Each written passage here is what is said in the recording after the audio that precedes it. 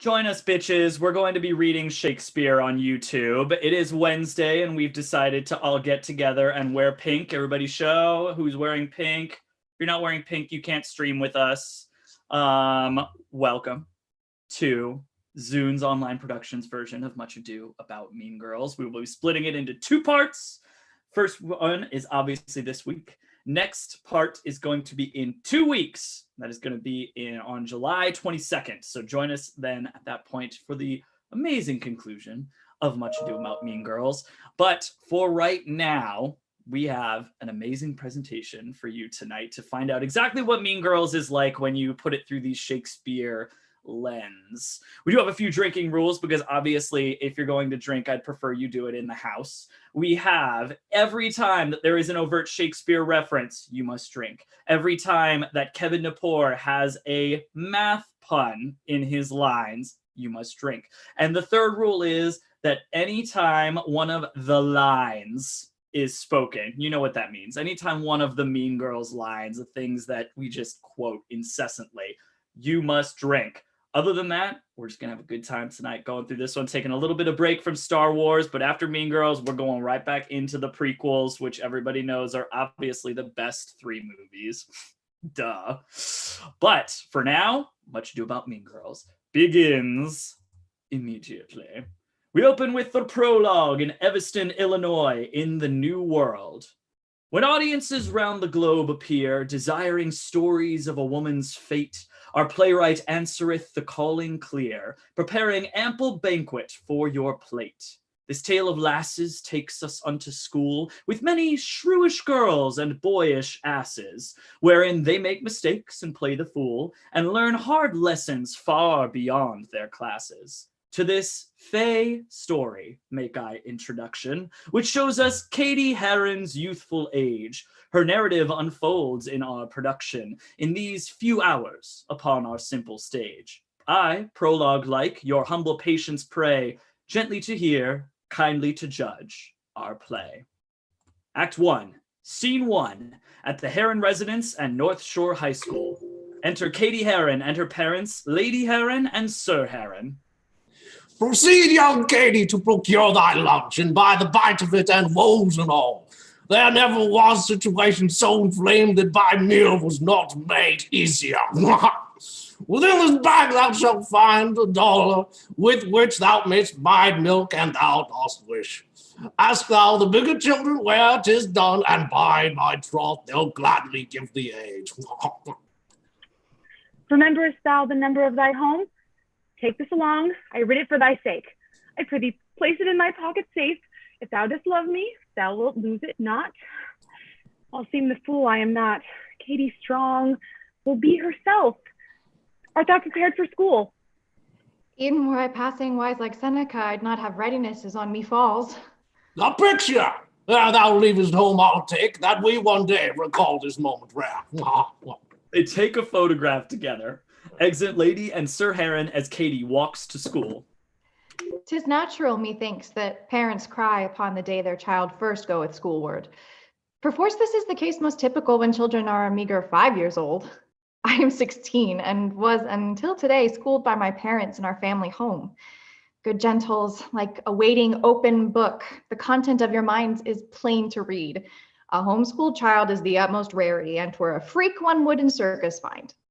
Your minds belike imagine instances when children taught at home are strange indeed. Enter child 1 above on balcony. The spelling of the short word xylocarp, a fruit that hath the husky wood shell, is plain. XYLOCARP. Exit child 1. Or mayhap ye assume we hold a faith bizarre and dangerous in the extreme. Enter child 2 above on balcony.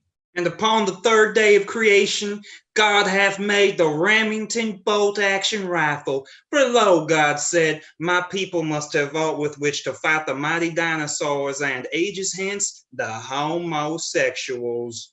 Amen, say I, and all my family. Exit child 2. Think not with prejudice upon my state, for truly normal is my family. Though in this case, 'tis normal tempered by the occupations of my parents too, they both are researching zoologists who spent the last 12 years on Afric plains. My parents did know more of snakes than sneakers, more knowledge of the zebras than of Zen, more happy near the lions than Detroit, more calm upon safari than in Chrome. My life was wonderful beyond compare, as that I did grow among the pleasant beasts and every day enjoyed the open air. It was a joyful, satisfying life until my mother earned a teaching post at Old Northwestern University, complete with tenure, forcing our return. Farewell, said I, to Africa and its plains, and bid hello to high school and its pains. She is nearly struck by a passing bus as she crosses a street. Alas, I must be careful by my troth. Ne'er was a day in Africa so fraught. Enter many students, including Janis Ian, Damien, and Kristen Hadley. Behold, such varied students on display, arrayed in current fashion, in such clothes as I have never owned in 16 years. Shall I attain the grace and confidence with which my striking peers comport themselves? The crowd is quick and unpredictable. Balls fly from yonder, faster than a cheetah, then soar like eagle thither on their way. The students roughly bump and jostle like a herd of antelope at water's edge. Nearby, some boyish scoundrels light a pyre as if some ritual they did enact. So new and so mysterious. Oh, wonder! How many goodly creatures are there here? How beauteous mankind is! Oh, brave new world that has such people in it. Now to class. Exit most students as Cady walks into her classroom. Janis, Damien, and other students sit at desks. Cady mistakes Kristen for her teacher. Here is the teacher, tall and self-assured. I'll speak to her and introduce myself.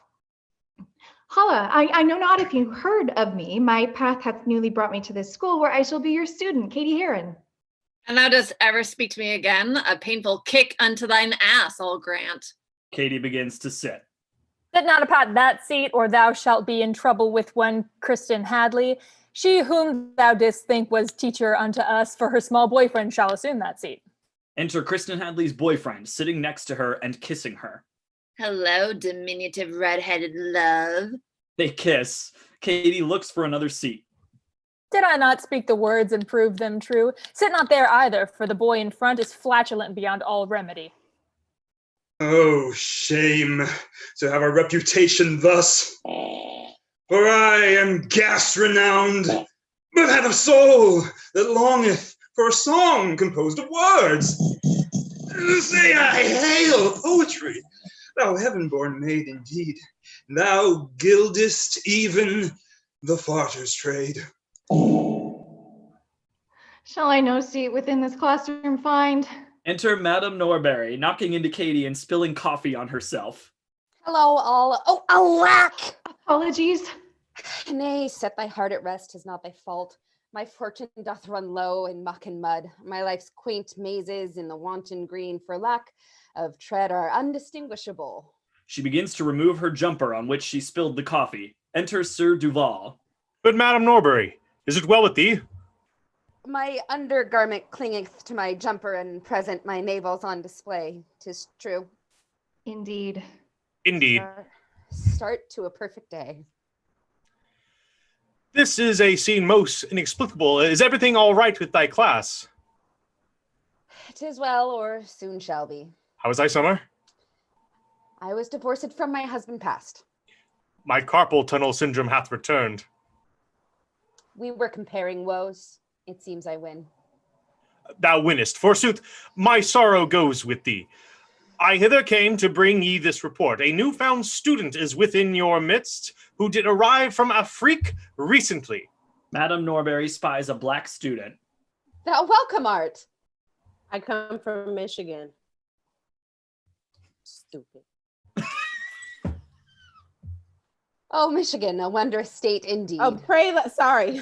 Pray lay not your assumptions at my feet. Oh, Michigan, a wondrous state indeed. Her name is Cady, like the shack of old. Is there a Cady Heron present here? 'Tis I whose name alike to Cady sounds. Beg pardon for the mispronunciation.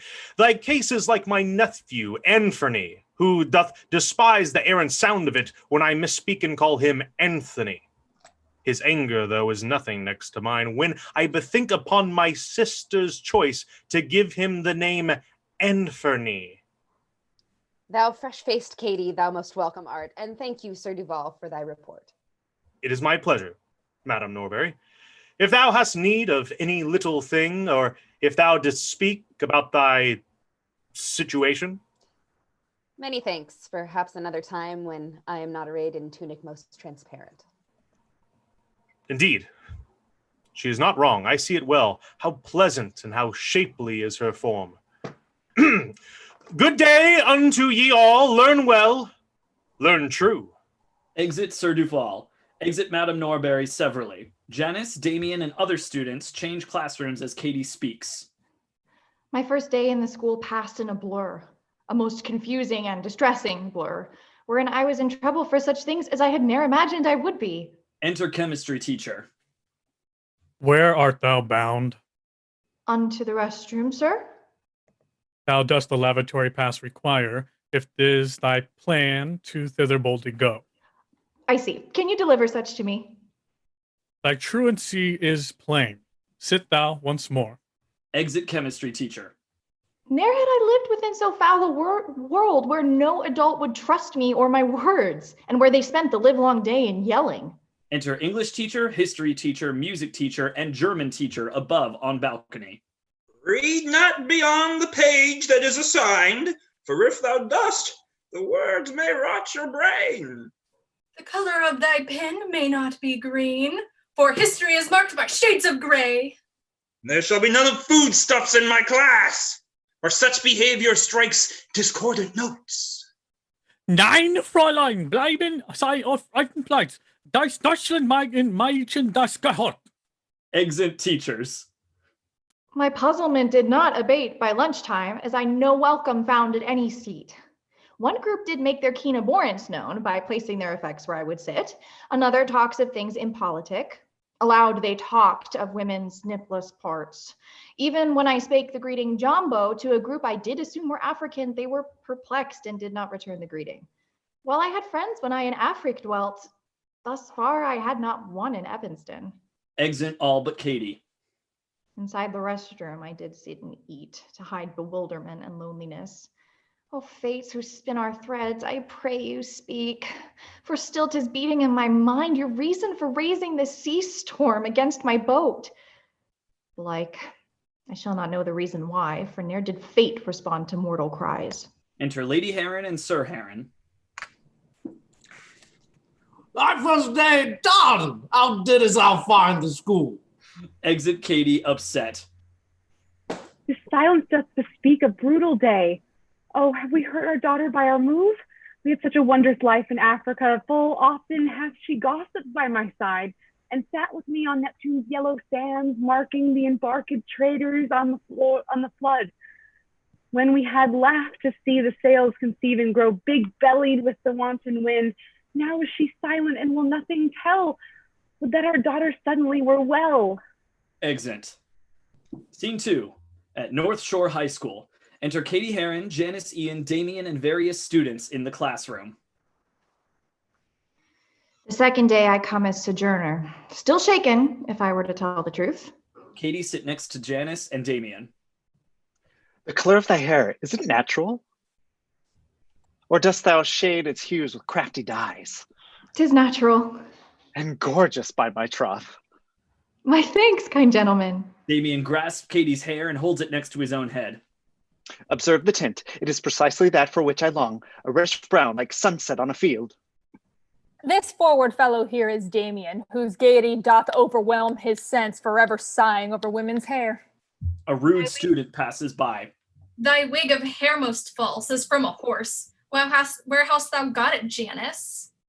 From thy mother, who hath a hairy chest unnatural, which only is surpassed by her foul face, most gorgon-like, with spots and hives and boils, the itch of which she scratcheth all the day, although a warrant scratching could not make it worse, as in it were such a face as hers were.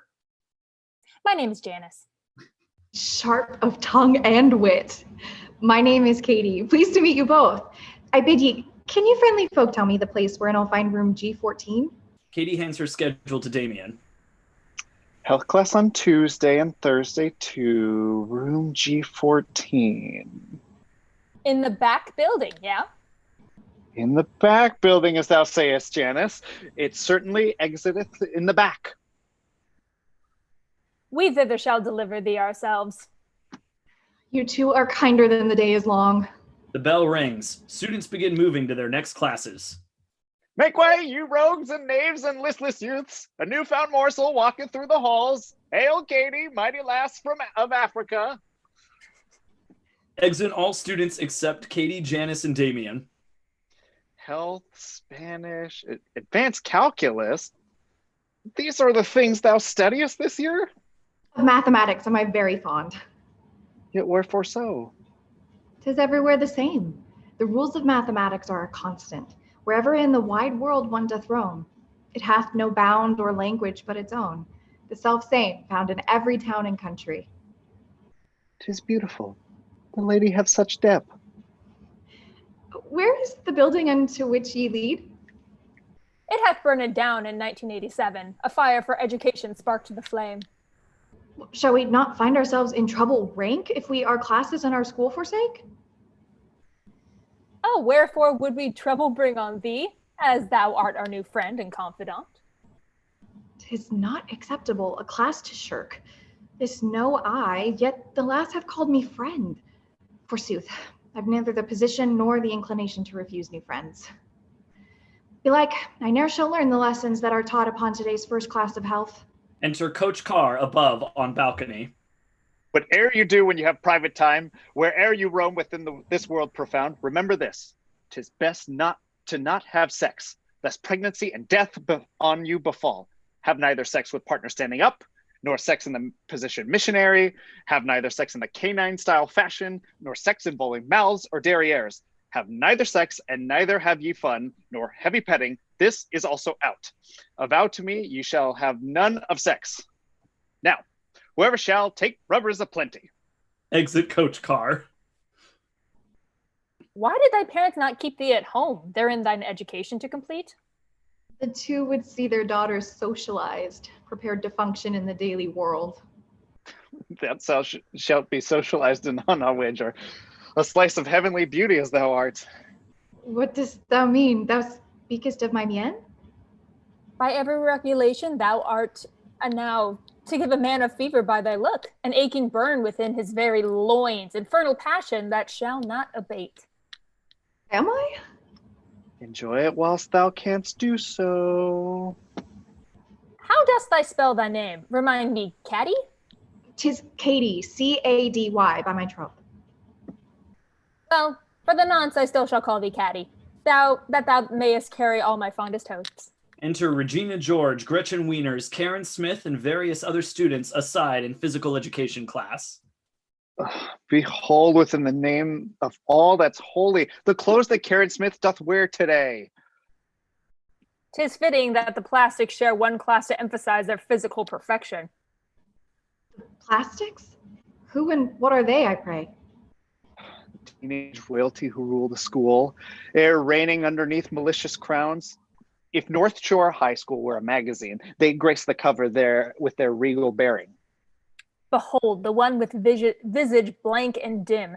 'Tis Karen Smith, a lass of little wit, the dumbest person thou shalt ever meet. Last year, kind Damien sat next to her in English class and bore her foolishness. The lass hath asked me how to orange spell. The thinnest one is Gretchen Weiners, aye, with hair most dark and darker spirit still. The lass is rich. Her father did invent the toaster strudel that masses love. She is a horrid gossip who doth make it her vocation and amusement to know everything of everyone she meets. 'Tis pre-adventure why her hair is so large, the secret she doth carry in her pate. The worst, pure evil in a human form, is she, Regina George, of beauty rare. Be thou not fooled by the lady's looks. She may appear a simple, selfish lass with reputation for her wantonness, who wouldn't stab even her mother in the back, yet in reality, she is far more. Of bees the queen, of pride the lioness, of empires empress, and of states the head, the others are but workers in her scheme. Regina George. Oh, how shall I explain? Enter 7 students above on balcony. Regina George is flawless, verily. He hath 2 handbags come from farthest Rome by Fendi, fashioned for extravagance. Her carriage is a silver Lexus car, a marvelous machine by any standard. 'Tis said the lady's hair is well insured. 10,000 ducats should it damaged be. She travelled to oriental shores, into Japan, wherein she doth appear in advertisements for their lavish cars. Her favorite entertainments, Varsity Blues, in which she near could have the starring role. She one time met John Stamos on a plane where he declared her pretty as the sky. One time, my very visage, even mine, did have the privilege to feel her punch. 'Twas wonderful beyond my wildest dreams. Exit students 1 through 7 from balcony. She always hath the direst, fiercest look, and e'er is crowned the queen of fling of spring. What concern is that? 'Tis my concern. Each year the senior class prepares a dance made for the underclassmen to enjoy. The fling of spring, a merry, joyful thing, and whoever is elected as the queen and king of fling of spring shall bring an automatic honor on themselves as they assume their rightful place as heads of North Shore School Activities Committee. Because I am an active member of the School Activities Committee, 'tis, I shall admit, a strong concern of mine. What should I do with thee? Dress thee in my apparel, Damien, and make thee then my waiting gentlewoman? Zounds, thou art as gay and merry as the day is long. The gayest army could not thee defeat. Students begin gathering and sitting for lunch. I have prepared a simple map for thee, withal to navigate the North Shore waters. Where thou dost sit within the dining hall is crucial, for each group doth have its place. The freshmen just beside the ROTC lads, the preps and jocks of junior varsity, the Asian nerds, the Asians cool as ice, the jocks of varsity, no juniors they, the hotties black who still unfriendly are, the lasses who eat feelings more than food, the lasses who eat not and are too thin, the people who wish they were aught, yet aren't, the burnouts, band geeks lusty in the height, the greatest people thou shalt ever meet, I mean myself and Damien, of course, and finally, the worst, beware the plastics. Janis and Damien sit aside. Regina, Gretchen, and Karen sit nearby. Cady obtains food and begins moving toward them. Enter Jason. I beg thee, pardon this, mine interruption. Wilt thou engage with some few questions which I ask all new students at the school? I shall. Say, is thy muffin buttered well? What? Shall I find a helpful volunteer who would most gladly butter up thy muffin? My muffin? Let this rascal pester thee. I bid thee, Jason, wherefore art thou skis? Nay, merely am I friendly and no skis. Thou wert supposed to call on me last night. Take heed, young Jason, thou shalt not arrive unto a party I do kindly host with Gretchen at thy side to then approach. This comely ingenue, most innocent before our eyes, but 3 days afterward she is not taken with thee. Canst thou not see? Wouldst thou have intercourse with this foul lad? Nay, thanks to thee though for the offer. See, the matter settled is decisively. Let him that moved you hither move you hence. Thou curlish, common-kissing, poxmarked strumpet! Exit Jason in disgrace. Wilt thou sit here with us? We have the space. We would have discourse with thee, newfound friend. What shall I do when faced with this request? Aside I see sweet Janis motioning as if to say, what madness comes over thee? Wilt thou be seated with our enemies? Yet should I not these women grant a chance, an opportunity before I judge them utterly unworthy of my time? They may in some way be misunderstood and not the wanton hags described by Janis. I'll test the plastic's character myself. Cady sits with Regina, Gretchen, and Karen. Now tell me, wherefore do I know thee not? Unto the schoolhouse am I newly come. My family and I arrived from Afric, where I was brought up low these many years. From Afric, didst thou say?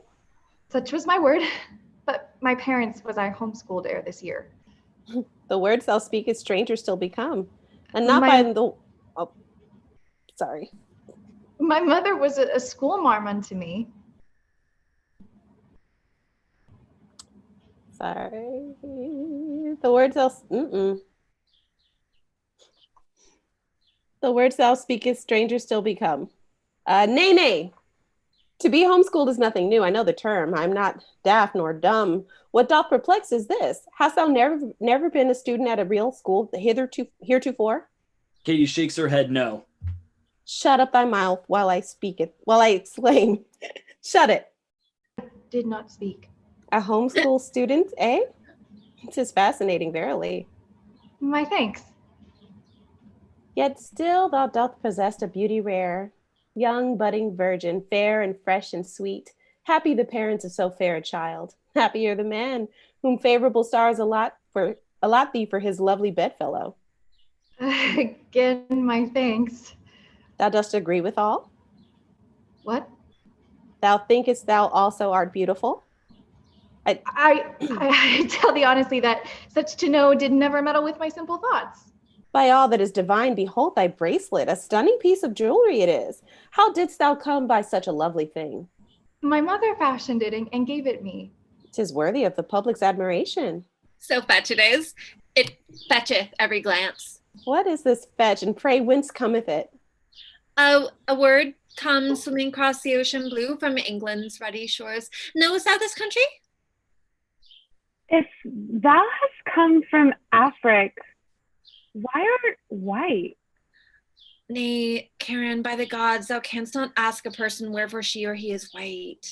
Couldst thou in kindness give us privacy, wherein we three shall speak a moment, Cady? Plastics turn aside to speak privately. Of course. How like three parrots they do seem. They're chattering with naught of substance said. Poor Janis yonder next to Damien doth signal as to ask what I have done.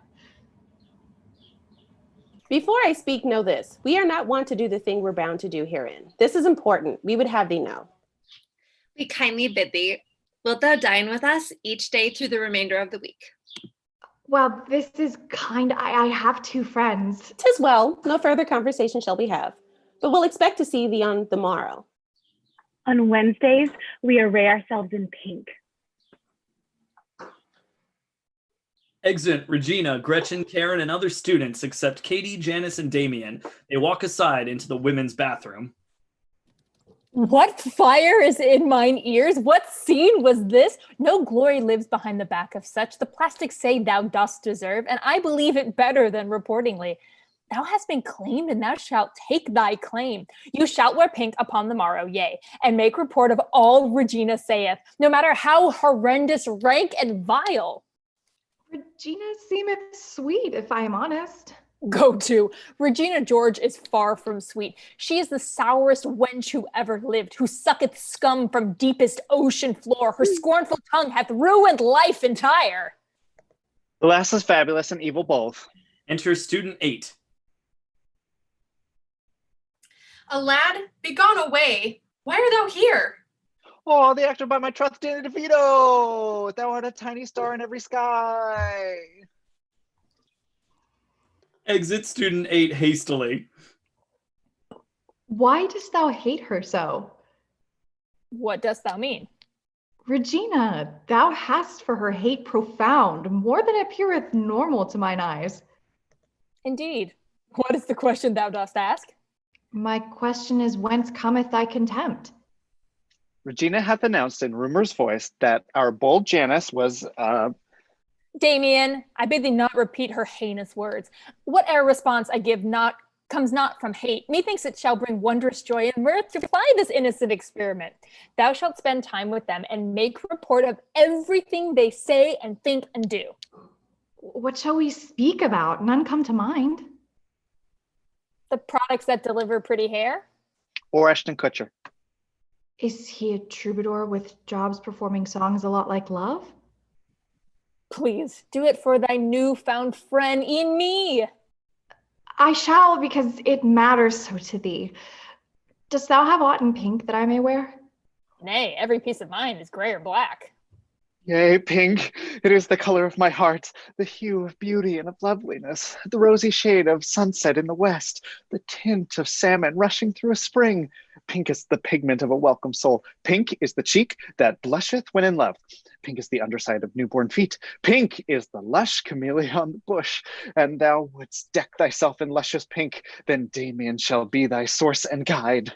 Exit Janis and Damien as the bell rings. Enter Madame Norbury, Aaron Samuels, Kevin Napor, and other students. 8th period arrives, and I am glad to enter math, my favorite field of study. For mathematics was my mind produced. 'Tis understandable and plain to me. Not in a class this could bring me grief. Cady sits behind Aaron.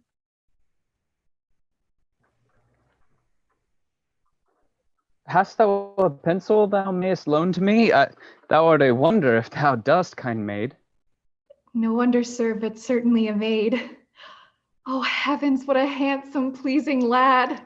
There's nothing ill can dwell in such a temple. Just once was my heart smitten as 'tis now. 'Twas when I was a younger lass by far. His name was Nefume, and we both were 5. I told him of my simple childlike love, yet he did scorn me, bid me go away. This moment is far different from the last. This lad has struck me like a yellow bus. Hey, Cady, hast thou some response? So cute. Cady realizes she has spoken her thought aloud. Forgive me, madam, a sub n is equal to n plus 1 and over 4. Just so. Well done indeed. Ere you depart, remember all your work to do at home. Exit Madame Norbury, Aaron, Kevin, and other students. Cady walks home. Enter Lady Heron and Sir Heron sitting outside their house. The second day accomplished by my troth. I wasn't better than the first, I hope. 'Twas well. Were other students kind to thee? Nay, kind is not the word I would employ. Hast thou some newfound friends? Indeed. Farewell. Exit Cady inside her house. Well, these answers of our daughter are too brief. In brevity of words, the last is chief. Exit. Scene 3 at North Shore High School. Enter Cady Heron, Regina George, Gretchen Weiners, and Karen Smith seated together at the lunch table. They each don pink attire. The plastics, regal as Victoria, do frighten me like dark and dreadful wood, with rules that hide beyond each rolling hill. I will believe thou hast a mind that suits with this thy fair and outward character. Remember this. No tank top shall be worn from one day to the next, 2 in a row, and neither shalt thou wear a ponytail as thy hairstyle, excepting once per week. It seemeth thou hast chosen thus today. No natural world is this, but some girl world. We also wear pantaloons for track or jeans on Fridays only, as if we were Catholic and they were our fish to eat. Break thou our rules, and thou'st not sit with all. 'Tis not just thee, 'tis law for anyone. If I were wearing denim jeans today, be like I would be sitting with the freaks who draw upon their artboards all the day. We take a vote before we shall allow another soul to eat their lunch with us. This is consideration for the group, pursuing constantly the greater good. Thou wouldst not purchase garments from a shop ere thou didst ask thy precious friends to share their thoughts on thine appearance. Would I not? Exactly. 'Tis the same rule for the lads. Thou mayest believe thou art enamored of a man, yet find thyself mistaken. See? 120 calories in all, and 48 from fat. 'Tis what percent? 48 into 120. The foods I eat from now shall have no more than 30 calories composed of fat. 'Tis 40, verily, a plain equation. If 48 is o'er 120, it equals x above 100, yes? Cross multiply to solve for x, 'tis 40. Where did you study all this goodly speech? It is no matter, I shall dine on cheese fries. Hast thou met any lads whose looks thou likest? A person in my studies calculus. Who's the man? I'll wager 'tis a senior. His name is Aaron Samuels. Nay, beware. Alas, the lad is not for thee, I fear. Thou canst not be the budding paramour of Aaron Samuels, anyone but he. He was once boyfriend unto our Regina. 'Twas one whole year the two did fondly court. Poor lady. She would better love a dream. She was devastated when he did end last summer, the relationship they had. She, for shame omen, sent him hence. Yet, irregardless of the situation, ex-boyfriends are but closed, forbidden books for friends to borrow from each other's shelves. These are but feminism's rules and mores. Fear not, though, Cady, this I promise thee. Ne'er shall Regina hear what thou hast said. I'll keep this secret locked within my head. Exit. Scene 4 at North Shore High School. Enter Cady Heron, Madame Norbury, and Kevin Napor in mathematics class. Though Aaron was declared beyond my rank, still I may look on him, may take him in and think on him, within my heart the first. Perhaps may even share a spoken congress with him, as boy to girl and man to woman. Ahala, thou art the last from Afric come, whose brains do multiply per mystery? Indeed. My name is known as Kevin Napor, the captain of the North Shore Mathletes team. We take our arms against a sea of troubles, competing versus teams from other schools throughout the splendid state of Illinois. We shall add twice as many ducats if the team doth sport a female, such as thee. Thou shouldest consider joining us, wilt thou? Thou wouldst be perfect, Cady. Verily, the opportunity shall suit me well, enamored as I am of mathematics. Divide thou not my hopes and dreams in twain. Take thou my calling card, and we shall speak. One Kevin Napor, math enthusiast and bad arse DJ. Such a card to play. Take thou whatever time you think you needest. We would this year have doublets for the team. Farewell, smart Cady, equal of my mind. Exit Madame Norbury and Kevin severally. Cady walks outside. Enter Aaron Samuels aside at football practice. There, far afield upon the football green, doth Aaron practice with assured kicks. I'll wave to him that he may see the smile my visage proffers when I see his face. Good afternoon, kind Cady. Be thou well? Enter Regina George, Gretchen Weiners, and Karen Smith in Regina's car. Come hither, folly fallen Cady, come. We shall anon unto the shopping mall. Regina, like a doll I never had, by name of Barbie with her winsome Ken, is glamorous and elegant sans peer. I'll go with all to make her favor grow. Cady gets in the car with Regina, Gretchen, and Karen. They begin driving. Another lass is by Regina, trapped into a world of lipsticks, hair, and nails. This Cady seemed far different before, but now I wonder what the last shall be. Enter or exit Aaron, Cady, Regina, Gretchen, and Karen arrive at Old Orchard Mall. How likest thou North Shore? It suiteth well. My purpose 'tis to join the mathlete team. Nay, nay, be not so silly, Cady, please. 'Tis social suicide to join the team, comprised of nerds and geeks and dorks and freaks. How fortunate thou art to have we three, to guide thee and to mold thee as our own.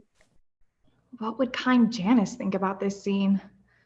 But like she would throw back her head and laugh. Old Orchard Mall remindeth me of Afric, where beasts do gather near the watering hole and snarl at one another as they drink. Enter Jason with Taylor Wedell. 'Tis Jason! Where? Ah, there I see him now. The rogue is in the company of Taylor, she of the horrid family Wedell. 'Tis said they are romantically inclined. Nay, Jason is not to that strumpet length. He shall not treat thee so, as though he planned to comb thy noddle with a three-legged stool and paint your face and use you like a fool. The scoundrel is a villain and a skis. Give me thy phone, and I shall set this right. Thou shalt not call him. Thinkest thou I am simple? Nay, never, wise Regina, on my life. Gretchen hands Regina her phone. Regina dials and brings the phone to her ear. Wedell House, please. Upon South Boulevard. What are the tools to identify a caller? They are no use when called through information. Enter Lady Wedell above on balcony. Hello. May I speak unto Taylor Wedell? She hath not hither after school arrived. May I ask who's calling and leave word? 'Tis Susan calling from Planned Parenthood. Be sure that Taylor calleth me anon. Her test results have been returned to me. The matter's urgent, growing more each day. Oh, shocking news of teenage pregnancy. Exit Lady Wedell. Now Taylor is not linked to it anymore. Her mother shall give her punishments aplenty. Thy plan and action were completely fetch. Is this the way these lasses make their sport? Exit Cady, Regina, Gretchen, and Karen. Taylor's phone rings. Good afternoon, sweet mother. How art thou? I bid thee, be thou calm and yell not so. What words are these thou shoutest in mine ears of lies, deceit, responsibility? How have I wronged thee, mother? What e'en so? Why speakest thou of pregnancy and whoredom? The daughter whom thou dost describe with words both slanderous and vile, she is not me. Yet she then died defiled, but I do live. And surely as I live, I am a maid. A life that mother ere suspected child, how did come upon these thoughts so wild? Exit. Act 2. Scene 1. At the George residence.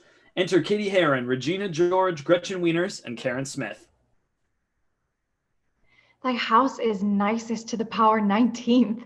Declare I Sam's condition or amendment. 'Tis lovely, is it not? A palace most noble. Be sure thou seest her mother's ample breast, by power of physician made large. 'Tis beauty truly blent, whose red and white nature's own sweet cunning hand laid on, and like two stones they rest, both firm and solid. Sweet mother, art thou here? Enter Lady George.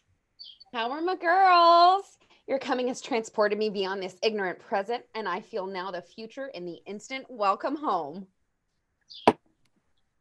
Fair greetings, Lady George. May I present a new lass come upon our school? 'Tis Cady. Thou sweetheart, welcome to my humble home. Lady George embraces Cady. Words of Gretchen prove entirely true. Her breasts are like two violent battering rams. If thou hast needs, but ask us. All our service in every point twice done, and then done double. We're poor and single business to contend against those honors deep and broad wherewith thy presence loads our house. Be thou not shy, there are no rules within this house of mine.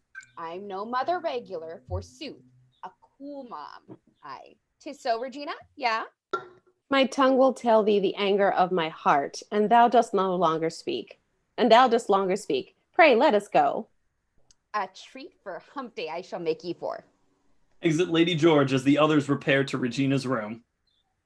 This is thy room, palatial and ornate, with princess writ in gold upon the wall, or where thou sleepest on thy silken sheets? It once belonged unto my parents too, until I forced them to trade with me. Let us play station 98.8. They adjust the radio and a song begins playing. Dost thou, young Cady, come from Africa, know who doth sing this song of lutes and lyrics? Mayhap the girls of Spice? Ah, she is sweet. Her innocence is brighter than the sun, like one who cometh from the planet Mars. She knoweth little of our earthly customs. How large my hips! I would thou hast my bones.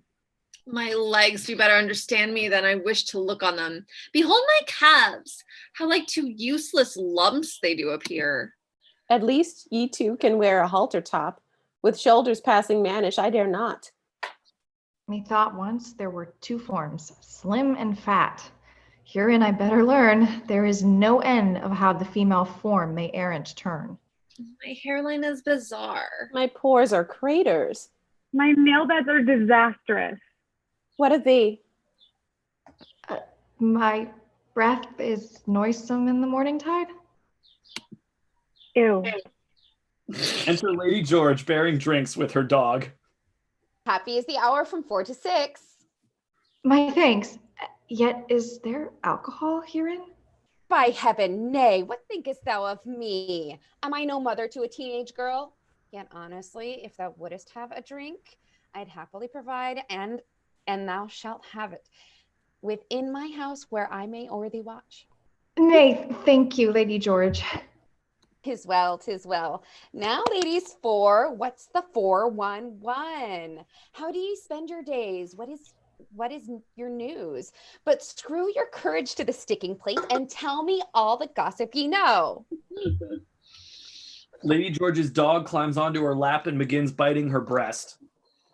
This is a sight I do not love to look on. The dog doth sense the forgery of meat. What music do ye listen to? What jams? Pray, mother, walk aside and fix thy hair. I shall. Oh, ladies, how ye keep me young.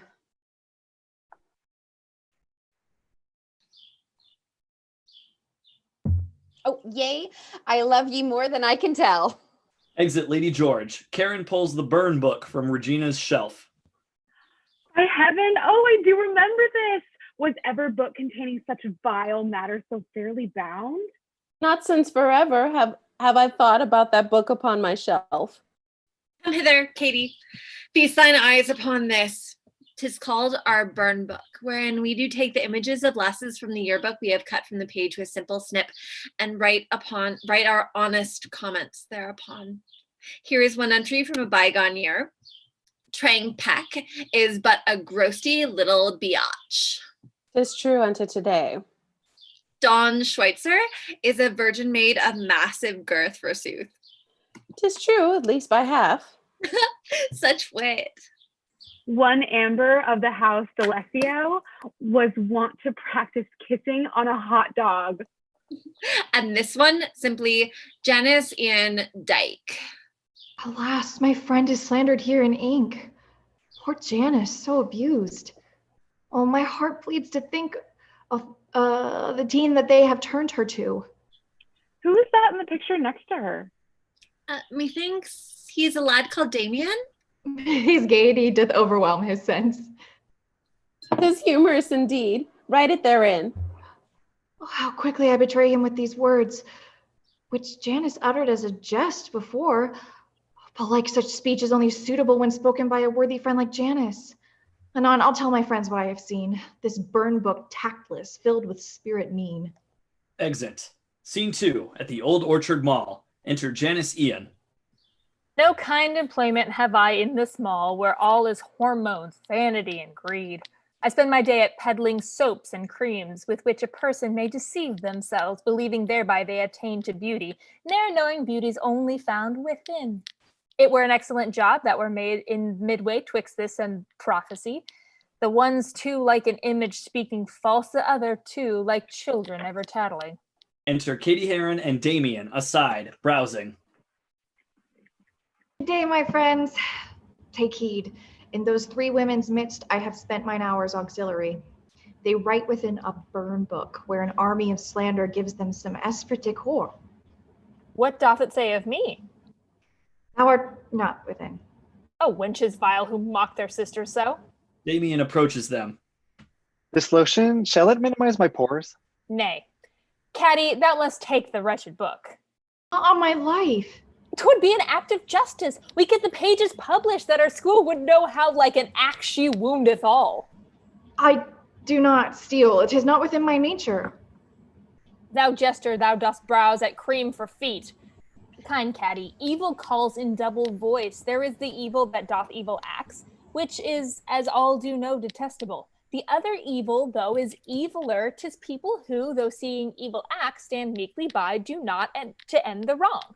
Enter Madame Norbury, browsing.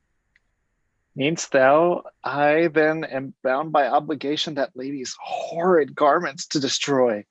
Wait, now I see. 'Tis Madame Norbury. How I do love to see a teacher when she is not in the schoolhouse by my troth. 'Tis like a dog who walketh upon hind legs. Good afternoon. I did not see ye here. Here stand I, practicing my calling true to peddle moderately valued soap. Are you here shopping, Madame Norbury? Nay, hither came I with my paramour, the scruffy fellow yonder whom ye see. 'Tis but a jest. Sometimes we elders joke. My Nana, when inebriated, doth remove her false hair from atop her pate. Thy Nana and myself have this in common. The truth is, I do work a second job as a bartender for 2 nights every week, or at PJ Calamities nearby. Required am I to wear this button vest, and each new day, more buttons to acquire. I fetch me trifles and return again, as a voyage rich with merchandise. In faith, it seems she has it worse than me. I hope thou shalt join mathletes, Cady, for we start our meetings in a fortnight's time. 'Twould be well for the team to have a lass, and thus the team could meet a lass for once. Methinks 'twould be a pleasure. I shall join. Magnificent. Thy presence shall be welcomed. 'Tis social suicide to join that team. My thanks, kind Damien. This scene hath been sufficient in its awkwardness replete. Upon the morrow, I shall see ye three. Farewell. Farewell. Exit Madame Norbury. How bleak her character. Back to the main. When shall thou see Regina? Make not too rash a trial of me, for I'm gentle and not fearful.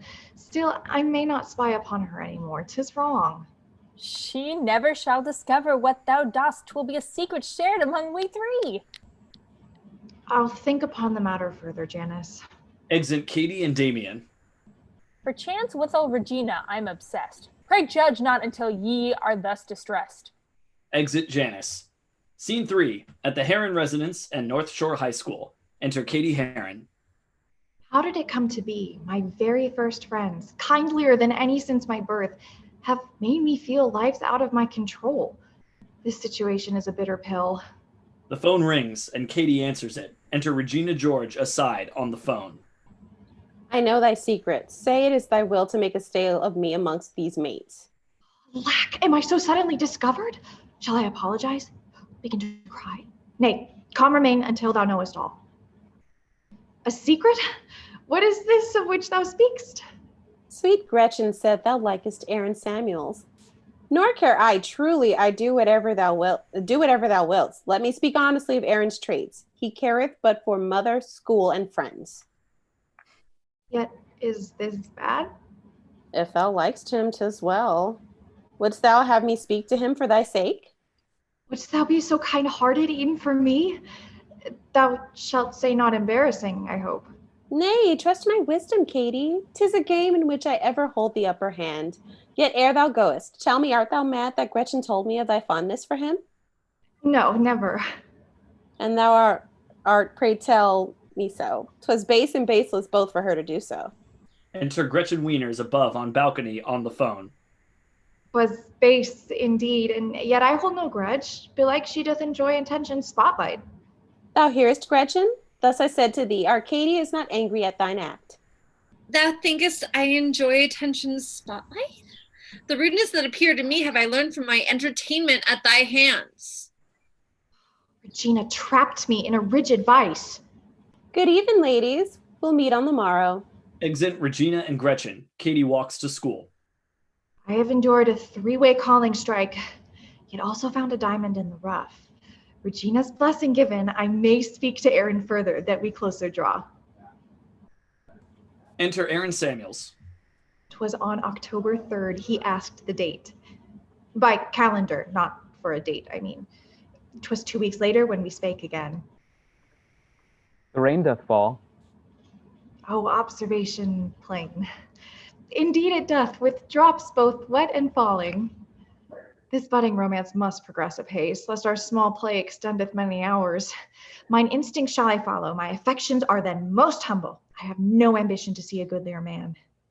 Say, canst thou help these math equations lose me utterly?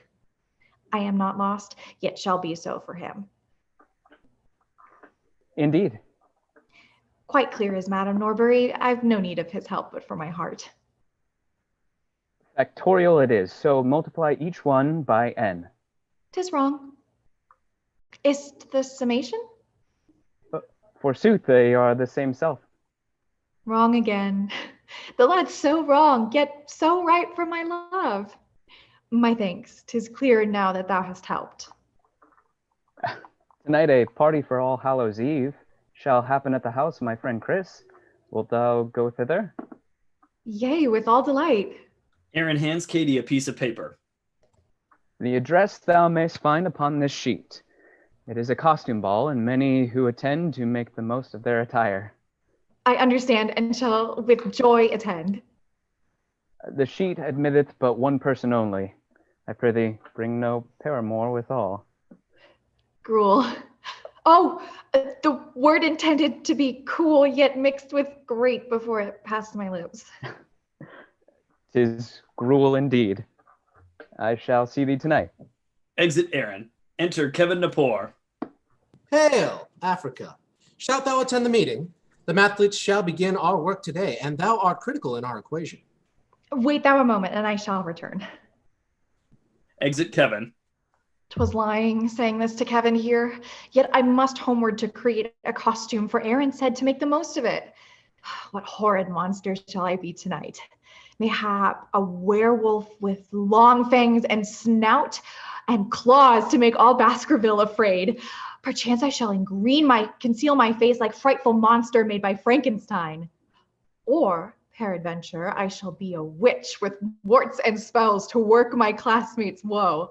Aha, I know, I'll be a zombie bride. Oh, such fun, I cannot wait till eventide. Exit Cady. Scene 4, at the All Hallows Eve party. Enter Gretchen Weiners and Karen Smith. I can say little more than I have studied this questions out of my part. What art thou? A mouse, of course. I bid thee see mine ears. Exit Gretchen and Karen. Enter Katie Heron. In normal world, 'tis Halloween when the kids dress for candy's sake. By feminine rule, lasses dress with purpose and mystique. Enter Regina George and Lady George above on balcony. How well thou lookest, my dear. How innocent. My bosom and my derriere are fine, and on display to celebrate the dead. Exit Regina and Lady George. It is the one night in the year entire when lasses are arrayed most wantonly, and other girls say nothing of the fault, for all declare 'tis nothing but a costume. The boldest lasses dress in lingerie and furry ears of little animals, yet none did tell me of the unspoken rule by which a lass may wear a strumpet's outfit. Thus, like a soul awoken from the grave, I have arrived arrayed beneath death's veil. Enter Regina George, Gretchen Weiners, Karen Smith, Aaron Samuels, Seth Mosikowski, and many students in costumes. The ball begins and I am out of place. I stick out like the sorest thumb of all, as if a legion full of blacksmiths had taken out collected vengeance on a thumb. Behold, my classmates watch as women kiss, and 'twere spectacle for all to see. Ah, there is Gretchen next to Karen talking. Familiar faces shall be welcome now. Good evening, friends. Why art thou so attired in clothes wherein to scare the bravest person? It is All Hallows Eve, and thus it suits. I've seen Jason. I expect him here. One lad I know is looking fine tonight, Seth Mosikowski. What? That simple fop? The same indeed. He kisses by the book. He is thy cousin. Yeah, but only first. Indeed. There are mere cousins, and then first cousins, then second cousins, and so on from there. Nay, sweet. This is not how a family works. 'Tis wrong in every way. Aaron approaches Katie. Thou hast arrived, and bringest too a zombie bride withal. Ex-wife, to be precise. Original. Wilt thou a drink, which I may bring to thee? With pleasure. On the instant I'll return. My thanks, kind Aaron. Aaron walks aside. Karen waves at Seth. Karen, cease at once. Be not so taken in. Oh, Seth, I come. Did ever dragon keep so fair a cave? Karen approaches Seth. Regina approaches Aaron. Good evening. Oh, how well thou lookst tonight. Did no one tell thee thou shouldst wear a costume? Couldst thou not bear All Hallows Eve to observe? Asses were made to bear, and so are you. Pray stop thy tongue. I have some news to share. Thou knowest Cady, newly come to school. Forsooth, she seemeth sweet and passing kind. Upon my invitation hath she come. Be careful, for she has a crush on thee. Each night doth pine for thee upon her pillow, and sigheth, Aaron, make me soon thy bride. Indeed? How camest thou by this knowledge rare? My strategy doth fail, he is not moved. Except unto a greater interest, therefore I'll dig a hole even deeper yet. The lass hath told me, everyone in fact, it is naively cute how heartily she beareth all her feelings to the world. She hath the wisdom of a little girl who writeth on her notebook constantly with hearts declaring, Madam Aaron Samuels. She fashioned too much a tunic with thy face, which doth proclaim, my heart for Evan error. She wears it underneath her garments. E'en now I'll wager doth she sport the tunic. Thou art in jest. Yet who could blame the lass? Thou e'en wert gorgeous to mine eyes, thou knowest. Take heed, I do not say she stalketh thee, yet she did save the tissue thou didst use, and 'twere a relic of a holy saint. And she said she would perform some Afric voodoo, which to turn thy heart unto her own.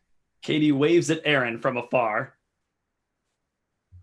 Can this be true?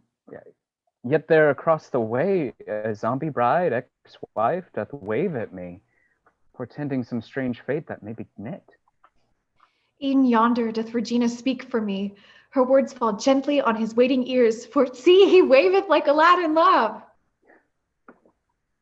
'Tis true, the lass is socially inept, and strange beyond all natural degree. Yet she hath been a constant friend to me. Thus, promise thou shalt not make sport of her. 'Tis certain I shall not make sport of her. How can kind Janis hate Regina so?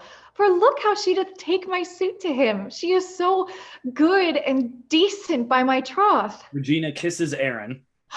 Alack and rue the day thou harlot rank! What are thou playing at, Regina? Cease. 'Twas thou who ended our relationship. Thou speakest foolishness. Why would I so? Thou art the finest lad at North Shore High. Regina kisses Aaron again. Exit all except Cady. Ne'er have I felt betrayal such as this. Oh, woe the day my heart rings in mine ears. My stomach shall escape straight through my bowels. The lump that rises in my gorge is like a bulky pill one swallows sans a drink. Regina George, how I despise thee so. My hate for thee doth only grow and grow. Exit Cady. Scene 5, at the Ian residence, and in the next days and weeks at North Shore High School. Enter Janis, Ian, and Damien, watching a horror film. A friend to watch a scary movie with? Whilst all around us people celebrate All Hallows Eve with fear and horrid masks. The perfect night as Damien and I sit here, as merry as the day is long. Enter Cady Heron. The zombie from the film doth live! Regina hath taken Aaron back even now, then showed what perfect kisses they have formed. Poor Cady. Wherefore would she take him back? The lady is a ruiner of lives. 'Tis what she doth, a calling she doth follow. When we were but 13, she forced our class to sign a false petition to declare that our fair Janis was none other than... Nay, Damien, speak not. The vixen shall forbidden be to ply her villainy. It's she not proven in the height of a villain that slandered, scorned, dishonored my kinswoman? We must take action. Must we? Follow on. Regina George, an evil dictator, how doth a state o'erthrow such tyranny? Cut off her plentiful resources, yea. Regina would be naught without her men, each one a high status, handsome in the height. We shall her Aaron welcome to our side. Her body, technically a perfect thing, shall soon become a liability. Her band of loyal, skanky followers anon shall turn to fervent enemies. Good Cady, if thou wouldst this future see, thou must approach them in the guise of friendship, like nothing were awry twixt her and thee. Canst thou accomplish this? Art strong enow? I shall, to take my justified revenge. Let us then turn the hag's world upside down. Exit. The following day, enter Cady Heron in the hallway of North Shore High School. Pretending naught is wrong shall simple be, for no one doth enjoy continued conflict. Enter Gretchen Weiners.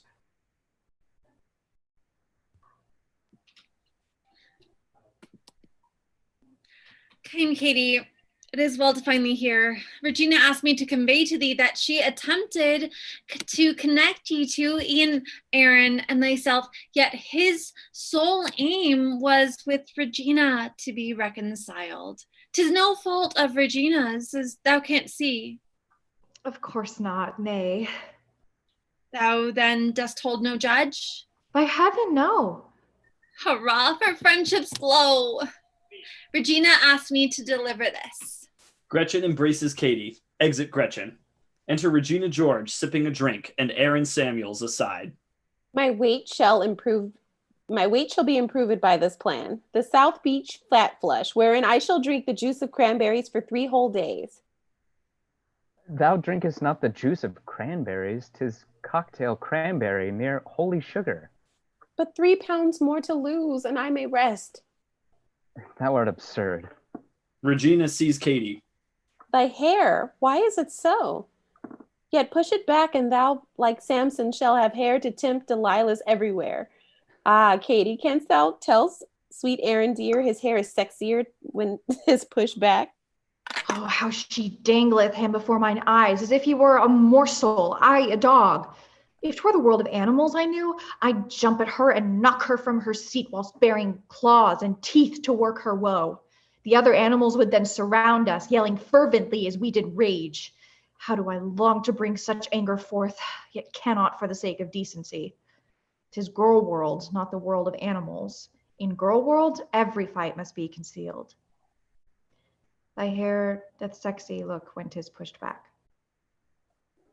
Betwixt these two, a lad could be too loved. Exit Aaron. The juice of cranberries my skin doth blemish. I have a skin cream that may help thy plight. I have secured foot cream from Janis's shop to give it to Regina for her face. Whenever opportunity ariseth, we shall ply sabotage to make her squirm. Cady hands Regina the foot cream. This is for thee, to help thy visage glow. Enter Aaron Samuels. I have returned to thee again, small Chuck. He kisses Regina on the cheek. Thy face doth smell of sweetest peppermint. Alas, 'twas not the scent I did intend. Exit Regina and Aaron together. Exit Cady severally. Enter Janis Ian. Impeccable revenge must tailored be unto the villain who hath done the wrong. And thus I've taken liberties with scissors, amending horrible Regina's tunic. 2 holes I've opened where her breasts would go to make her foolish to the multitudes. Janis hides. Enter Regina George with holes in her tunic. Though this is not the fashion, I shall wear it. Head lifted high for all the world to see. While confidently I do strut the halls, whoever plied this silly trick on me shall find themselves upset by their own trick. And I, the meanwhile, shall not rest nor sleep till I can find the occasion of revenge. Enter other female students, including Leah Edwards, dressed similarly with holes in their clothes. Some students sell candy canes. What universe illogical is this? Hath vile Regina so convinced the minds of these, my fellow students, that they follow her every movement, and 'twere holy writ? Is there no sense remaining at this school? This shall not stop my plans, but urge them on. Is possible disdain should die when she hath such meat food to feed it as Regina? Exit Regina. Enter Cady Heron and Damien, aside. A month entire our efforts we have plied with little of success, except that we did make Regina's face smell like a foot. My time hath all been spent in choral practice. Belike our current aim is misapplied. We'll turn to Gretchen Weiners, make her crack, attack Regina from her closest flank. If we can crack the lock that Gretchen holds, we'll find the key into Regina's past, which opening shall soon reveal a pit of filth and muck. Speak crack once more. Crack. Crack! We'll reconvene this evening. I cannot. Regina doth expect me at rehearsal. The talent show is drawing ever nearer. We're dancing to a song. Tis Jingle Bell Rock. Ye both the song know? What coincidence? All in the English-speaking world know it. 'Tis every year the dance they do perform, like clockwork programmed by the Yuletide moon.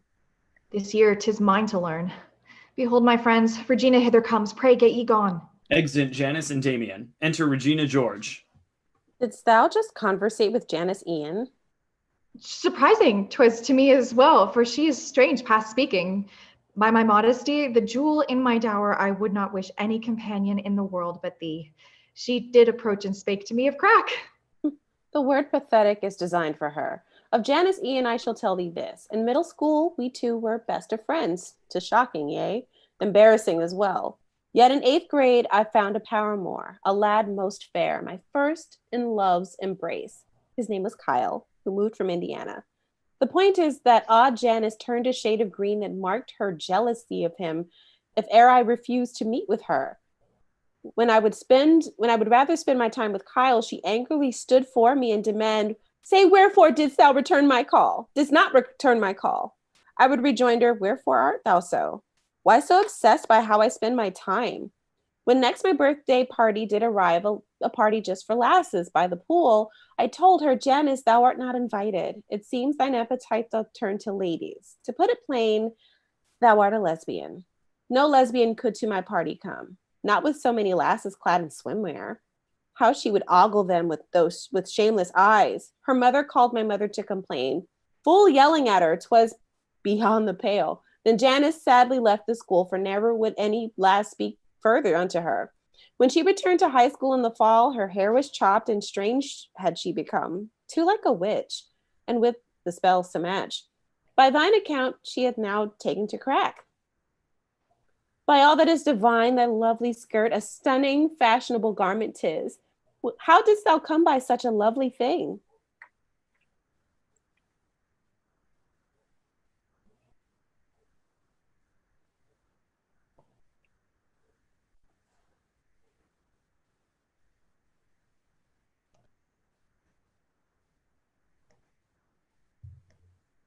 Oh, sorry.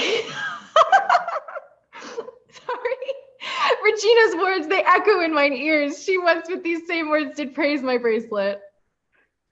'Twas once my mother's in the 1980s. A vintage piece. Adorable it is. Exit Leah. The skirt is uglier than hell's own heart. A two-faced lady, wicked through and through. Shalt thou send candy canes unto thy friends? I do not send them, nay, I just receive. Thou must send me one too, thou silly wench. Take care until I see thee next, sweet friend. Exit Regina. Oh, I shall send her canes, with limps to match. 3 candy canes shall crack 1 Gretchen Weiners. Cady approaches the candy cane sellers. I prithee, 3 delicious candy canes, wherewith I may spread joy, goodwill, and cheer. Cady enters English class and sits with other students. Exeunt some students. Enter English teacher, Gretchen Weiners, and other students. We shall begin today with Julius Caesar. Why, man, he doth bestride the narrow world like a colossus. This doth translate to, why is he passing vain and so obnoxious? Enter Damien, dressed like Santa Claus. Oh, candygrams for all in each. Be swift, I bid thee, learning is afoot. Behold, I've 2 for Taylor Zimmerman. Glen Coco, 4 for thee. Thou art well liked. And Caddy Heron, is she in this class? It's Cady. Cady, 1 for thee I have, and none for Gretchen Weiners, verily. Methought I should receive one if thou didst. Who is it from? Mine utmost thanks that thou art such a dear friend unto me, Regina. 'Tis sweet of her to think of me so kindly. And now back to Kaazar and his fall from grace. I'll warrant now that Gretchen doth believe Regina's ire is focused onto her. The secret shall pour forth as water from an ocean filled with tears. Now must I wait. The board is set, the pieces are arranged, and Gretchen is the knight unto my queen. The perfect secret shall she share anon, and when she doth, Regina is my pawn. Exit. Act 3. Scene 1. The North Shore High School Talent Show. Enter students as audience, including Jason in the front row and Aaron Samuels. Enter parents as audience also, including Sir Heron, Lady Heron, and Lady George. Enter Sir Duval on the stage. Good evening, friends. You are most welcome to the North Shore High School Winter Talent Show. Will ye break forth in thunderous applause that our performers who do wait off stage may know you bring your uttermost support? The audience applauds and cheers. Cease now, ere senseless writing erupts. Our first act for our wondrous talent show doth call himself a star of rising height. I pray thee, clap your hands for Damien. Enter Damien on the stage. Each day with thee is wonderful. Each hour joy springs anew. Each moment feeleth bountiful when thou dost love me too. Enter Cady, Heron, Gretchen, Weiners, and Karen Smith above on balcony, preparing for their act. Oh, but wherefore would Regina send her canes to ye two lasses, and but not me as well? Perchance she hath forgotten thou exist? Her acts of late no court would legalize. It seems to some great oddness she gives birth. Is something mayhap out of her control? She told me recently her parents too no longer share a bed of their own house. Perchance 'tis such as this that thou dost mean. By Jove, I bid thee tell her not my words, for like a squirrel trapped within a box, they fled my mouth as quick as legs could run. Thou art a fop. I bite my thumb at thee. My beauty's inexpressible. No words should bring me down. Were thy love inaccessible, 'twould shame my kingly crown. The audience claps. Exit Damien. Bid Cady, no offense to thee I aim, yet wherefore would she send thee candy canes? She doth not even like thee much. Alas, I call in question the continuance of her great love. Mayhap she feeleth weird while in my presence, for 'tis only I who know with the truth of how she changed her nose by prowess of physician talented. Once more, these words rush forth, escape my lips like chickens running from the butcher's block. Exit Cady, Gretchen, and Karen. Enter Kevin Napor and his friends on stage as the next act. Unlock thine ear, each horrible MC. There's not at which thou art greater than me. From grades I earn to my keen poetry, no one may lay a hand on Kevin G. A mathlete I, so yea, nerd is inferred, yet still thou must forget all thou hast heard. Forsooth, I am like Sir James Bond III. This Kevin likes it shaken, never stirred. This G is mute when I sneak in the door and satisfy thy wench upon the floor. Thou shalt be sure 'tis I she doth adore when she doth cry, "Mama, Kevin Napor!" Thanks, my thanks, good Kevin. Now thine act is over. Thou hast our ears assaulted long now. Happy holiday to everyone. We hope you did enjoy our number. Ha! The audience claps. Exit Kevin and his friends. This act was KG and the power of 3. It may be said 'twas something to behold. Enter Cady, Heron, Regina, George, Gretchen, Weiners, and Karen Smith on the stage, lining up in preparation for their act. Enter Janis, Ian, and Damien above on balcony watching. Doth it bring any anger to thy soul that they still use thy choreography? Nay, stop at once. I am not bothered by it. My heart keeps on the windy side of care. Enter Kevin Napor behind them on balcony. As I do breathe, thou art as a lovely lass and prime among the others at school. Why starest thou? Happily would I see thee on the stage instead of these 4 lasses, to sway and swing and swerve with symmetry. Exit Kevin. A passing forward fellow by my troth. Exit Janis and Damien. Before our act beginneth, Gretchen here, thou must switch sides with Cady in a trice. Yet I am wont to stand upon thy left, and ever have been low these many years. When we were 3, then such was sensible, yet now as 4, the tallest shall take the center. The dance entire shall backwards be to me. See, I am wont to stand upon thy left. Thou showst a tender sisterly regard to wish me dance with one half lunatic. At present thou art on my final nerve, and I shall not say it again. Switch thou anon. Cady and Gretchen exchange places. Our final act, pray. Welcome to the stage, the helpers of revered Saint Nicholas, with their song, Rousing Rock to Jingle Bells. A recorded singer begins playing as Cady, Regina, Gretchen, and Karen begin dancing. When jingle bells begin to ring, their jolly tune, their jolly swing, then angel bands in concert sing.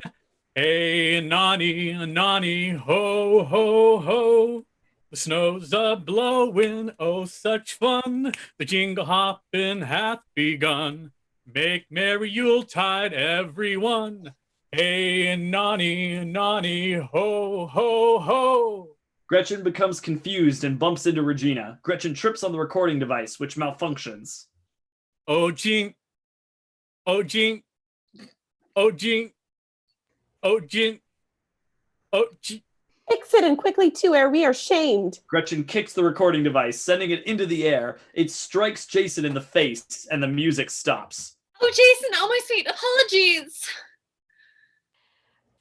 Time so bright, a perfect night, a rousing rock shall do us right. The jingle bells bring us the light. Hey, nonny, ho, ho, ho. All join in singing the song. Oh, jingle horses to thy feet, a happy company to meet. Our feet enjoy a merry beat. Hey, nonny, ho, ho, ho. The audience claps and cheers. Exit students and parents and audience. Exit Sir Duval. It was better than it ever went before. Enter Aaron Samuels. Well done, sweet lasses. Wondrous in the extreme. Aaron begins to kiss Regina. Nay, Aaron. What, art thou ashamed of me? No, sir, God forbid. But as shame to kiss, because yes, Lord. No, sir, God forbid, but as a shame to kiss, because in doing thou shalt art smear my gloss. Enter Kevin Napor passing through. Well danced, Africa. 'Twas perfect, by my calculation. Many thanks indeed. Exit Kevin. Look how the lass doth blush with cheeks of red. Thou likest him, or I do nothing know. Nay, 'tis not true. 'Tis wherefore thou wouldst be a mathlete, to be closer to thy love. The mathletes? Thou? Thou hatest mathematics. Behold, her cheeks are redder than her tunic. Thou lovest him, and he thinks well of thee. 'Tis fetch. Nay, Gretchen, fetch shall never catch. Stop hosting an event where no one attends. It shall not hap, the zeitgeist thou art not. The fad is bad, I'm mad, and thou art sad. Exit Regina, Karen, and Aaron. Oh, when I am again in English class, I know what is the report that I shall make. We study Caesar and his mighty acts. I'll lay him low. For who is Caesar, eh? And wherefore should great Caesar be allowed to stomp and lumber like a giant brute, while we do hide his enormous feet, attempting fearfully to stay unscathed? Whence cometh all the honors he hath earned? Consider Brutus. Is he not as fine, as smart, as likable as Caesar too? When did it happen that a single person became the boss of everyone around? 'Tis not what our proud Rome does stand for. Nay, we should therefore stab Caesar, stab, and let his blood flow down in the righteous streams. 'Tis plain that Gretchen Weiners hath been cracked. Oh, Cady, if thou only knewest how vile, how reprehensible, how knavish, and how horrible Regina truly is. Thou knowest I may not hoop earrings wear. 'Twas 2 full years ago she did declare hoop earrings as her purview. Yea, only the boundary circular of her domain, never would I be sanctioned in the wearing. When I, for Hanukkah, received a pair from my dear parents, white gold hoops were they, expensive in the buying, priceless in the giving, generous. Yet 'twas my lot to act as though I could not stand the things. She took the ring of me, I'll none of it, but must contest her wickedness anon. Knowest thou she cheateth frequently on Aaron? Doth make him cuckold for another's lust each Thursday when he thinks she is engaged in preparation for the SAT. She earns him horns by being horny with Shane Omen or in the projection room, which sits above the auditorium. Never have I shared the secret with a soul because I am, I grant, a perfect friend. Yet knowledge of it nearly makes me burst, for Aaron is, in sooth, an innocent man. If there's a chance of resurrecting love, I'm not above returning to the start to find out where the heartache did begin. Oh, Gretchen, thou hast put thy trust in me. In faith, I'll prove a better friend than she. Exit. Scene 2 at North Shore High School. Enter Janis Ian. The confidence that Gretchen puts in Cady hath given us power to fulfill our plan. The weapon loaded, ready to engage. She is the mark, we executioners, prepared with words to end her villainy. I'll make a voyage with her to the devil, and when we meet him, she shall see herself. Now Christmas break hath passed, our plan is set. Each Thursday, Cady, Damien, and I shall help young Aaron see Regina's deeds, red-handed in Shane Oman's greedy arms. I'll warrant the projection room shall show far more than its original intent. Exit Janis. Enter Aaron Samuels reading a leaflet. Enter Regina George and Shane Oman aside in projection room, kissing in their undergarments.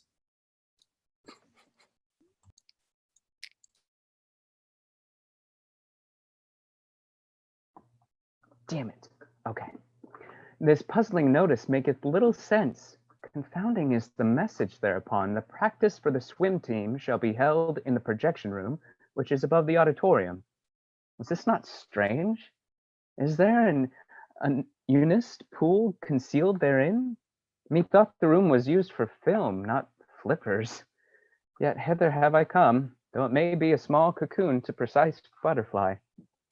Aaron tries to open the door, but it is jammed. Alas, who cometh to disturb our hive? We both must hide at once or be found out.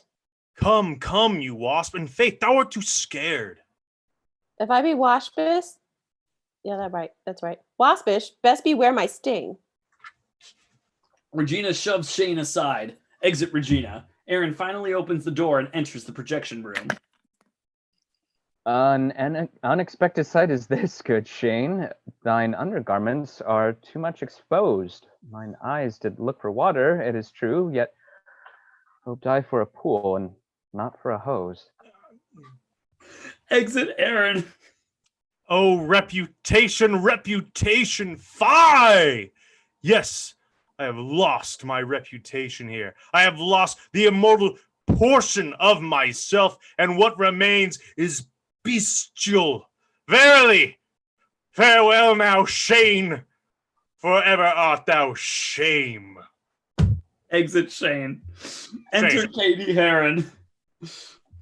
He'll catch her yet. Scene shall have a title. How Aaron Caught Regina on Cloud 9. Enter Aaron Samuels. Good afternoon. And thee as well, kind Aaron. Enter Damien, disguised, running past and grabbing Cady's handbag. My satchel! Stop, thou beetle-headed thief! Damien runs aside. I'll capture him who did this wrong to thee. It seems the vicious rogue doth head to the projection room or the auditorium. Aaron runs in pursuit of Damien. They enter the projection room. Enter Coach Carr and Trang Pak in projection room, kissing. Coach Carr? Is't you? Trang Pak, your paramour? Methinks our principal Duval would find this odd. Exit Coach Carr and Trang severally in dismay.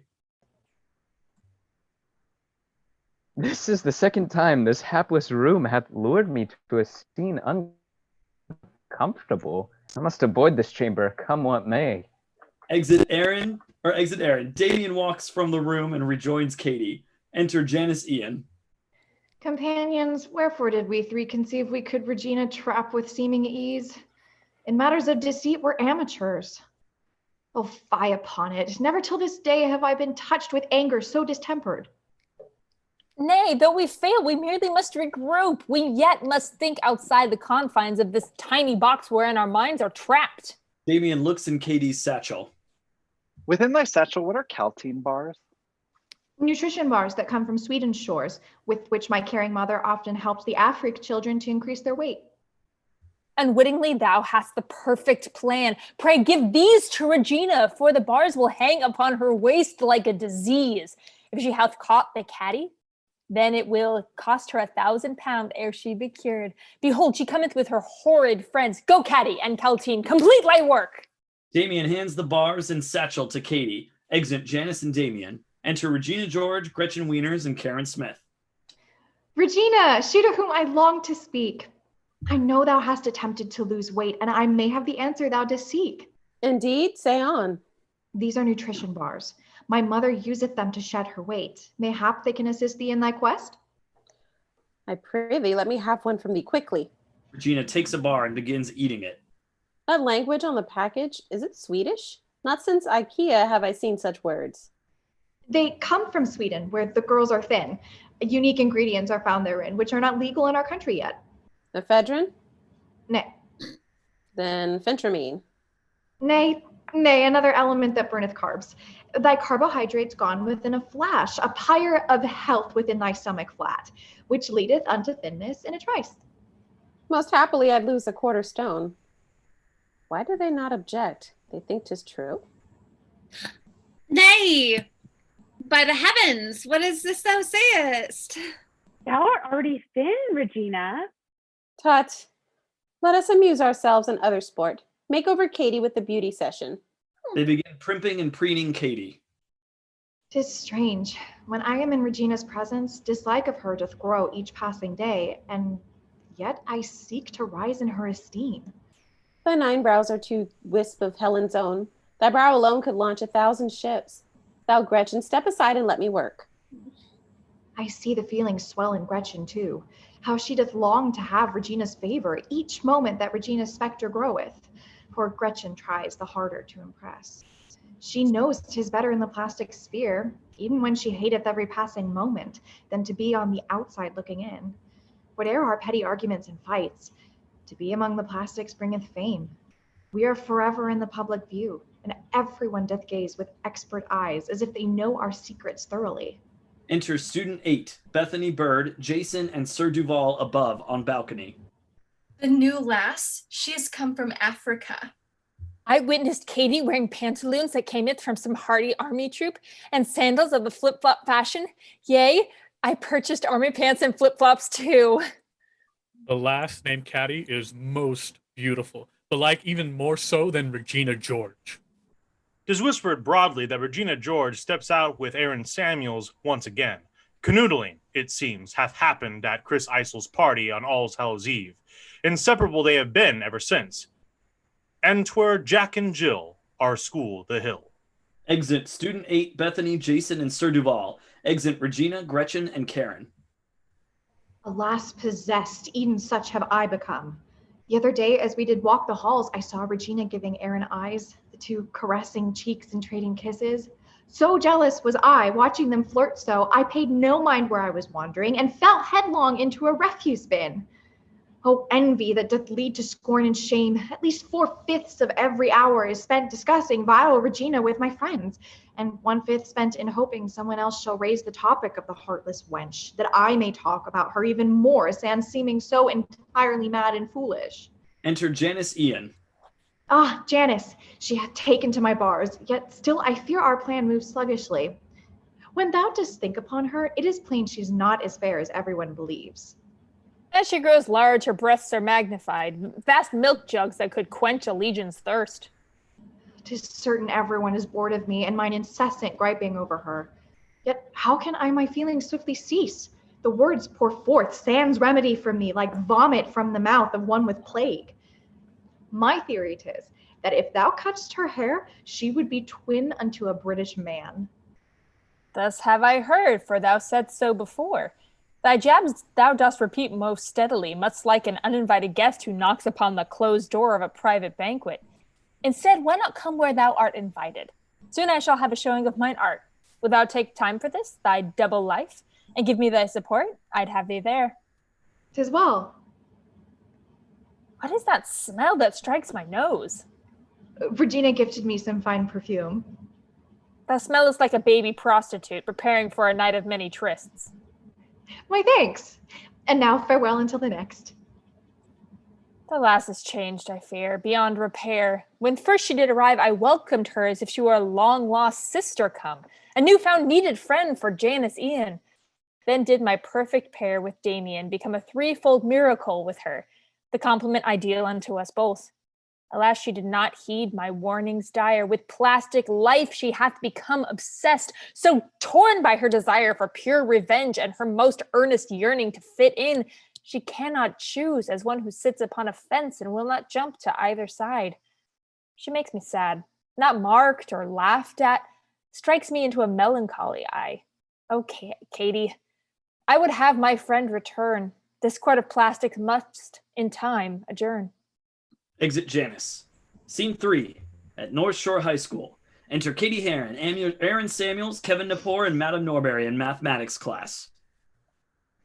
If I would grow to be Regina's equal, I must talk more with Aaron. By all rights, my brain for math doth need a vast amendment. Thou understandest not? Nay, canst thou help? Well done, Madame shrewd. Norbury hands a recent examination to Cady. Well done, shrewd Cady. Truly, thou hast come to give my class joy and prosperity. Thy test is nearly perfect, Cady. Look, it seems thou understandest well enow. If I will ply this ruse upon the lad, I must commit entirely to my cause. Madame Norbury hands another examination to Cady. This was, however, far more disappointing. Zounds, Africa! How quick hast thou fallen, like thou art antelope in math alliance? How went thou negative so suddenly? How didst thou fare this time? Far from my goals, yet closer to my goal another way. Methinks a tutor's skill would serve me well. A person who could help me understand the perfect combination of two souls. Or numbers, plainly, I did mean to say. Most gladly would I tutor thee, if thou dost wish to have some discourse after class. What dost thou think Regina shall bethink? How could she, when you two are such close friends? Or, peradventure, we shall keep it hidden. A secret's only secret when 'tis shared. The bell rings. Exit Madame Norbury, Kevin, and all students except Cady and Aaron. They sit next to each other. Let us begin now. This problem here, how didst thou solve it? It confuseth me. When first I did discover its solution, 'twas plain to me the answer's 0. Wrong. How can he be so terrible at math? 'Tis like a ghoul that haunts him day and night. If the ill spirit have so fair a house, good things will strive to dwell with it, I'll warrant. When I did check my calculation, though, more clearly did the answer come. 'Tis 1. Aha! He did it with sufficient time. Hurrah, my answer came to 1 as well. And by the by, are 1 + 1 make 2? Perforce an answer must be deftly checked, for often may it happen that the product of integers, which both are negative, becometh positive when multiplied. Like negative of 4 and 6 combined, which turneth positive to 24. 'Tis right, thou hast it right. I knew thou couldst. Thou tutorest with skill and patience both. They kiss. Though this feels wondrous, 'tis not kind of us. 'Tis, we must not do it for Regina's sake. 'Tis most dishonest to betray her thus. Why dost thou like her? What excuse canst make? The lady's often callous, verily. Then wherefore dost thou like her? Why dost thou? Ask me not wherefore she is friend to me, when thou alike dost nearly to her bow. I do not. Good and evil dwell inside the multitudes. Not just Regina George. She is more frank, more her nature doth not hide. I cannot stop the rising in my gorge. The vomit of my words he shall incur. She cheateth on thee, Aaron. Canst thou see? The habit is quotidian for her. What? Pray, depart. I'd no more speak with thee. Exit Cady. Can this be true? Regina turned unfaithful? Yet even as I ask, I know 'tis true. For certain Regina is a turncoat. who speaketh falsely unto all she meets. And Cady's honest as the sun is cold, and shineth like that heavenly body too. She likely speaks the truth, though spitefully the sentence from her baffled mouth escaped. Shall I ignore these truthful words of hers, because she spake them with a jealous heart? Nay, Aaron, thou art too destined to accept that thy Regina hath hurt thee again. Break my heart once, then all the shame's on thee. Break my heart twice, the shame doth fall on me. Exit Aaron. Scene 4. At the George residence, North Shore High School and clothing store. Enter Regina George, crying, with Cady Heron, Gretchen Weiners, and Karen Smith. Did Aaron tell thee wherefore he decided that thou and he no longer should be one? Somebody told him of Shane Omen. Who? Does she suspect me, since I know the truth? He said 'twas someone on the baseball team. Oh. Those scoundrels who do hope to round the bases and dream incessantly of their next score. I gave him everything I had, and sooth, half virginal I was when we first met. No more of sadness and these gloomy thoughts. Let us make merry and create some sport. Be like a trip to Taco Bell would suit. Art mad? I cannot go to Taco Bell, not on this carbohydrate-heavy diet. Thou art so foolish, Karen, by my troth. Regina begins to leave. Regina, wait, I prithee speak to me. No one doth understand my spirit's plight. I do, and shall assist thee to make it right. Exit Regina and Gretchen. Thou art not foolish, Karen. 'Tis but our concern, though she insult our minds and bodies, as her dear comrades, not to shield ourselves. Nay, I'm foolish. Foolish is most apt. There is no end, no limit, measure, bound in that word's truth. No words can that depth sound. I am on course to fail most every class. Sorry, my page just flipped to another one. I'm so dumb. I'm real dumb. What page number is it on the thingy? 177? Oh, wait. Oh, I've almost got it. I am on course to fail most every class. There's no one who doth fail at everything. There must be aught at which thou expert art. My fist entire doth fit within my mouth, and 'twere circumference of the world entire. Wouldst thou bear witness to the awesome feat? Karen Nay. putting her fist in her mouth. Nay, I am, well, though ne'er I see the sight. What other skills and talents canst thou boast?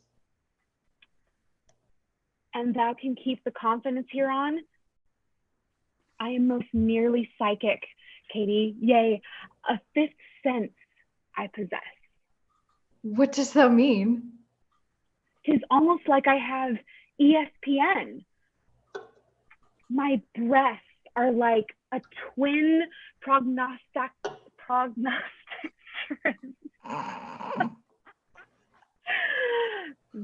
protruding like a pair of weather vanes, and can predict when clouds shall form above to drop sweet rain upon the earth below.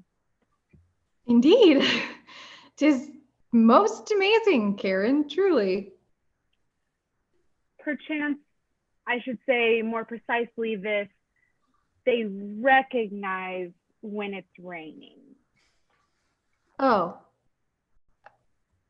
I know not what to say in light of this most flabbergasting power that thou hast. Another time I may yet show it thee. Exit Karen. It must admitted be, I have been sad, nay, utterly and greatly horrified that Aaron hath not yet asked me to be his paramour, though he doth know the truth about Regina's rank, unjust deceit. He must be sad, of this I have no doubt, yet wherefore should he mourn for her so long? Regina, ye will see, hath moved along. Exit Cady. Enter Regina George and Shane Omen above, on balcony, kissing. Enter Lady George on balcony, aside. Have ye two need of aught I can provide? Mayhaps a snack to strengthen weary lips? Perhaps a condom to prevent an error? Speak up if I may offer some assistance. Oh, how they call to mind my younger self.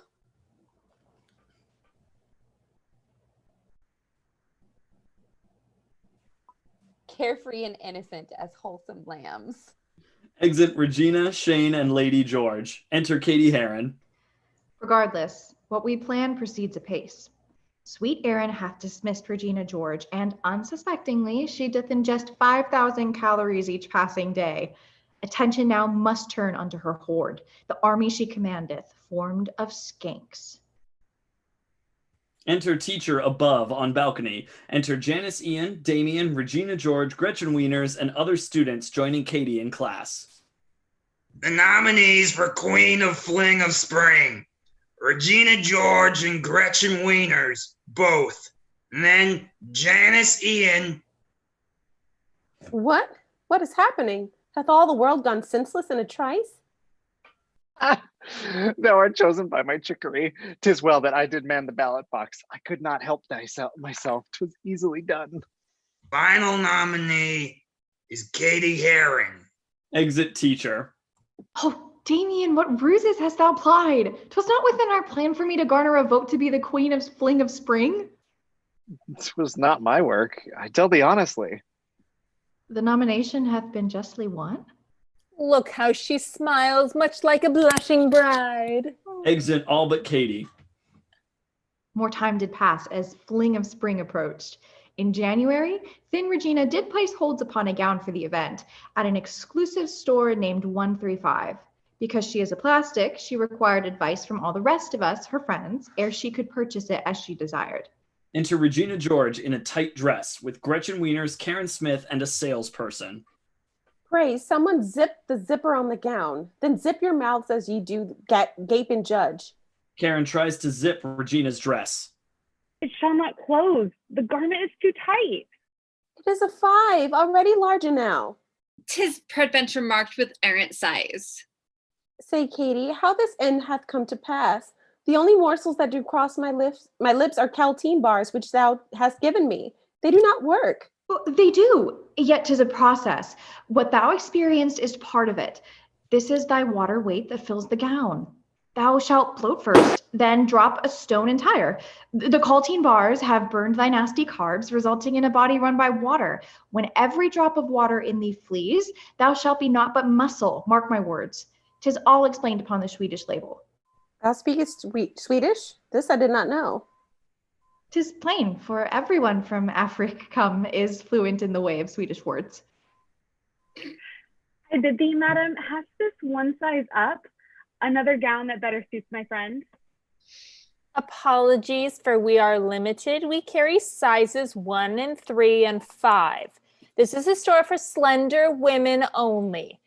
Mayhap thou shouldst try Sears along the road. Its softer side may suit thy softer sides. Fie, I'll not endure this treatment vile. Exit Cady, Regina, Gretchen, and Karen. From women's eyes this doctrine I derive. They sparkle still the right Promethean fire. They are the books, the arts, the academes that show, contain, and nourish all the world. Else none at all in aught proves excellent. Alas, when women's eyes look on themselves, they either see a haggard, ugly hag when they should see true beauty in their face. Or else, like this young lass, they too much value the figure that shall one day be disfigured, which vanisheth, and 'twere the morning new. How I do love to make a woman doubt the body over which she is devout. Exit salesperson. Scene 5 at North Shore High School over several days the following week. Enter Cady Heron and Madame Norbury. Cady, I'd hoped to speak with thee. Madame Norbury holds out a sheet of paper. Thy parents must their marks make hereunto, acknowledging by signature that they accept and are aware that thou art failing. What failing? I am like a helpless roe caught in a net and trapped while standing versus a river over which I cannot wade. The circumstance is not sans irony. When thou dost take examinations, Cady, the work is admirable and correct. Thou solvest every problem perfectly. Yet somehow all thine answers still are problems. Indeed. Indeed. I know a paramour doth seem as if 'tis urgent in the extreme, yet if thou learnest aught from me, learn this. Thou shouldest not hide thy vast intelligence to win some lad or make him think thee winsome. A teacher speaking so? How would she know? I'll warrant thou dost wonder, how would I know?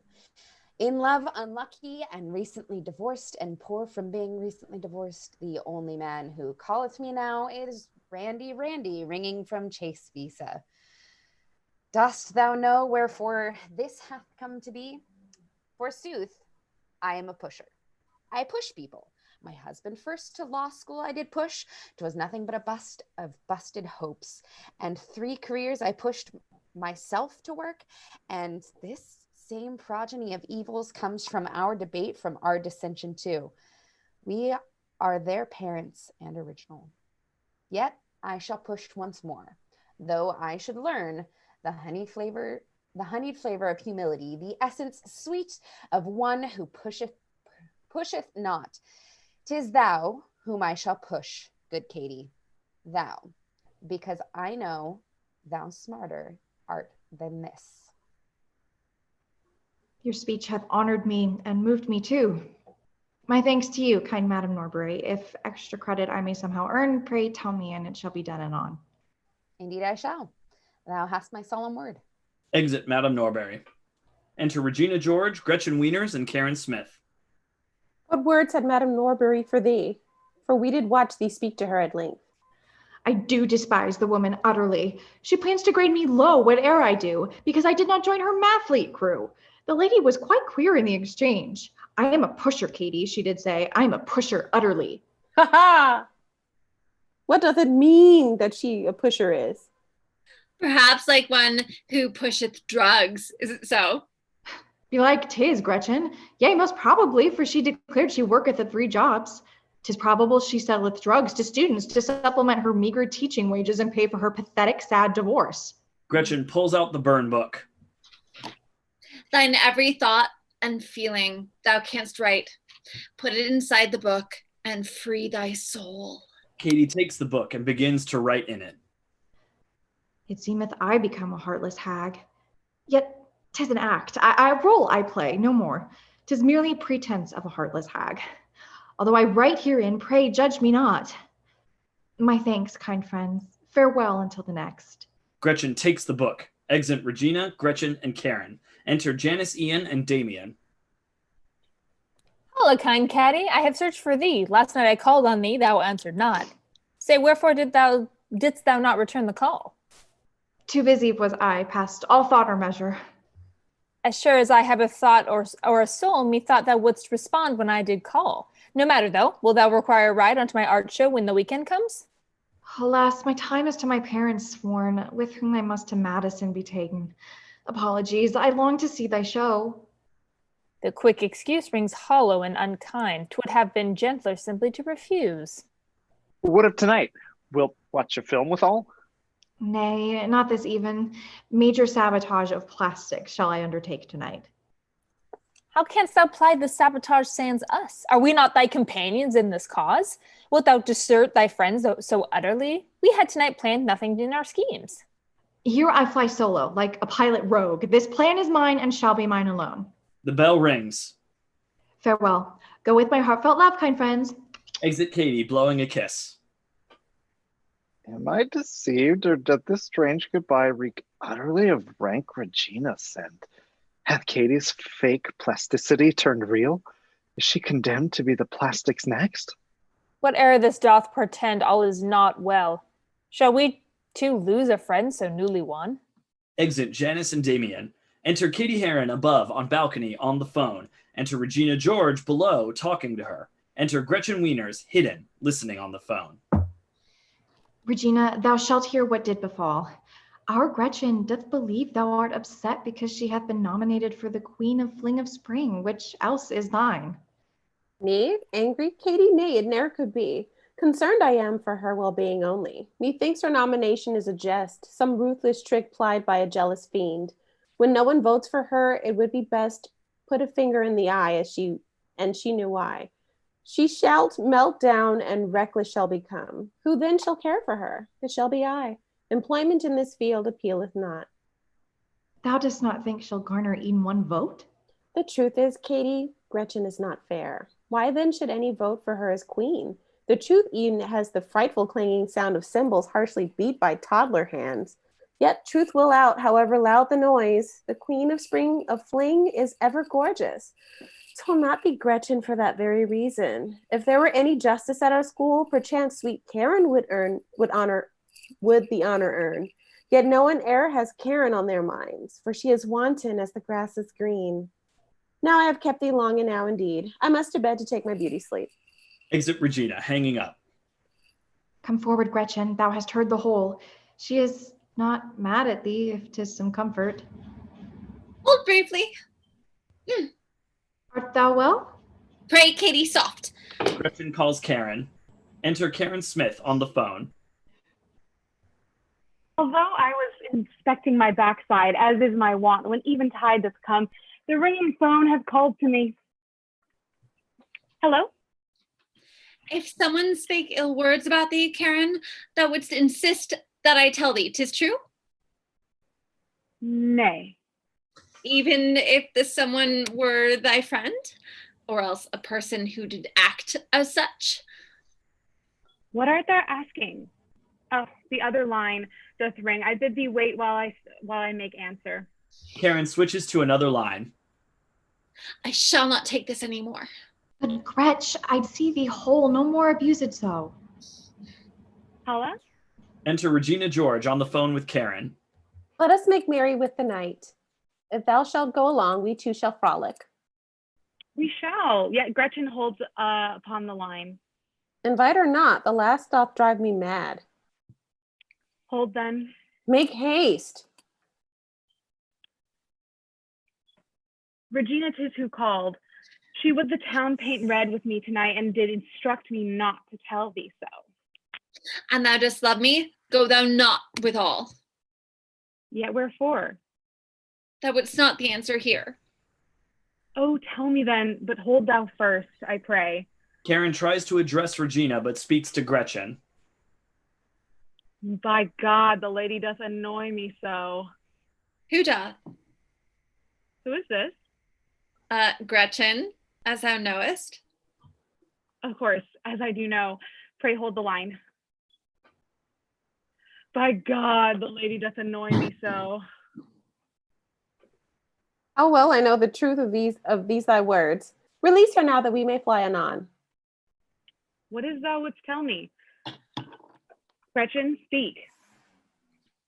Regina said that no one liketh thee because thou art a shameless wanton whore. These were her words? Thou heardst it not from me. 'Twas harshly spoken, Gretchen. By my troth, she had the right to know what hath been said. It is deserved.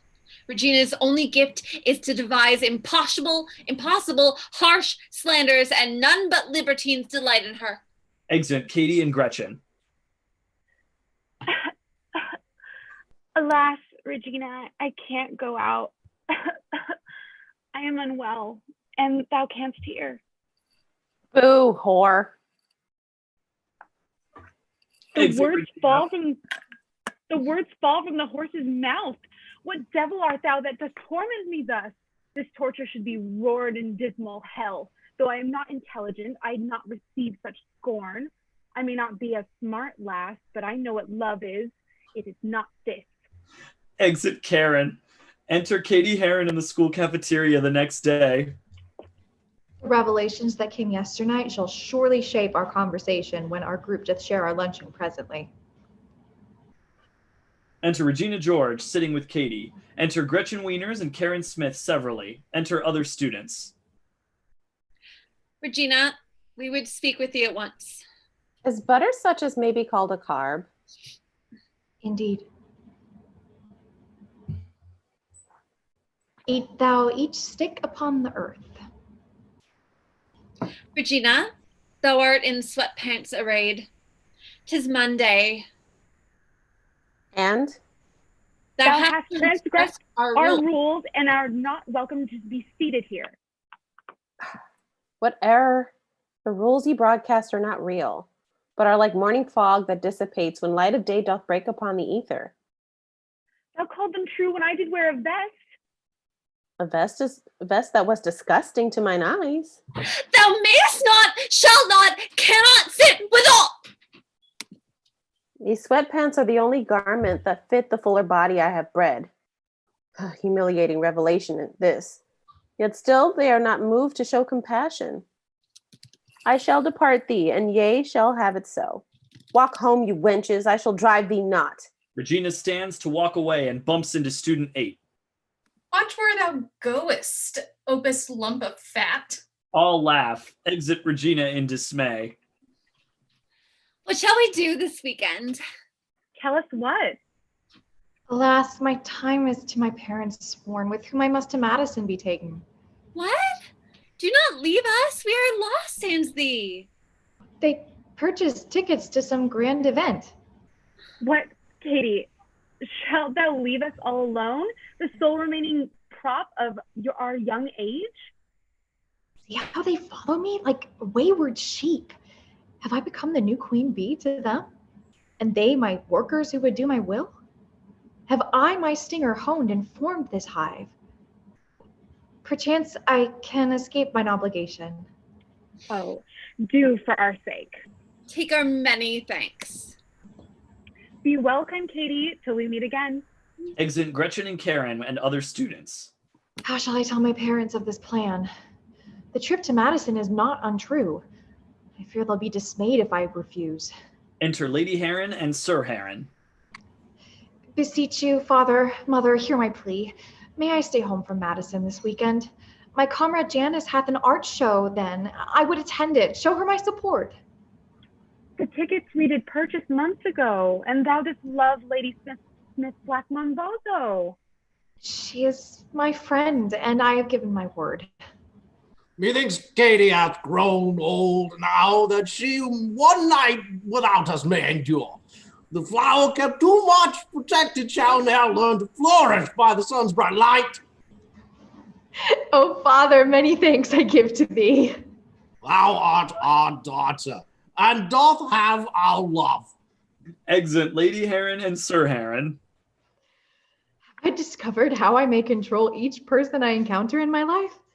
Shall I turn wizard, witch, or sorcerer that I, by magic, move the minds of all?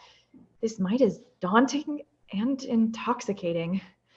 There's Aaron coming hither presently, as if he were by heavenly power sent. Enter Aaron Samuels. Brave Aaron, I have missed thy company. Most gladly, though, it shall not bring us woe. This weekend I shall host a revelry. Wilt thou be present? Shall Regina go? Nay, I have made of her no such request. Thinkest thou mayhap that Cady hath gone mad? The gathering consisteth of the best, good people. Thou shalt to that number add. 'Tis well. I shall attend. Tut, tut, thou egg.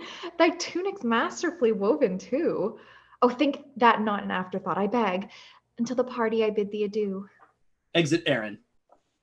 The soldiers are arranged, the plan in motion. My sweet Lieutenant Aaron Samuels shall report for duty to my parents' house. All must be perfect. If I'd win this war, my uniform must be most fashionable, that when he sees me, he'll surrender quickly. If it proves so, then loving goes by haps. Some cupids kill with arrows, some with traps. Exit Cady. That is where we shall end tonight's part of Much Ado About Mean Girls. I definitely feel like we all drank a lot more than I thought we were going to throughout the evening, which I don't see any problem with. You all are welcome. Talking about I'm fine. You're fine. It's fine. It's fine. I'm not so thinking see drunk I am. Yeah, it's fine. I mean, Kelsey, do you want to try that word one more time? I'm totally Tober. Never, ever again in my whole life. It was so good. You guys were amazing. I love it. I needed to clap it out. As is Karen's way, though. Right? Totally I know. It was Karen. so character. It was perfect. Oh my my God, I love it. This was great, you guys, and this is going to be so much fun. I mean, we still have the party to get to next time. We have the Mathletes competition. We have the entire like auditorium segment to go through. It's going to be amazing. So thank you guys once again for tuning in. If you haven't already, please subscribe to the channel for Zounds online productions. That way you know exactly what's going to happen with Much Ado About Mean Girls. So our intermission, once again, will be over 2 weeks. We're not going to be coming back next week. We will be coming back the week after that. So instead of next week, it'll be on July 22nd. And then after that, we'll go right into the Phantom Menace. So please keep tuning in. We hope you all are enjoying these, and we will see you next time. Bye, bitches. And we're clear.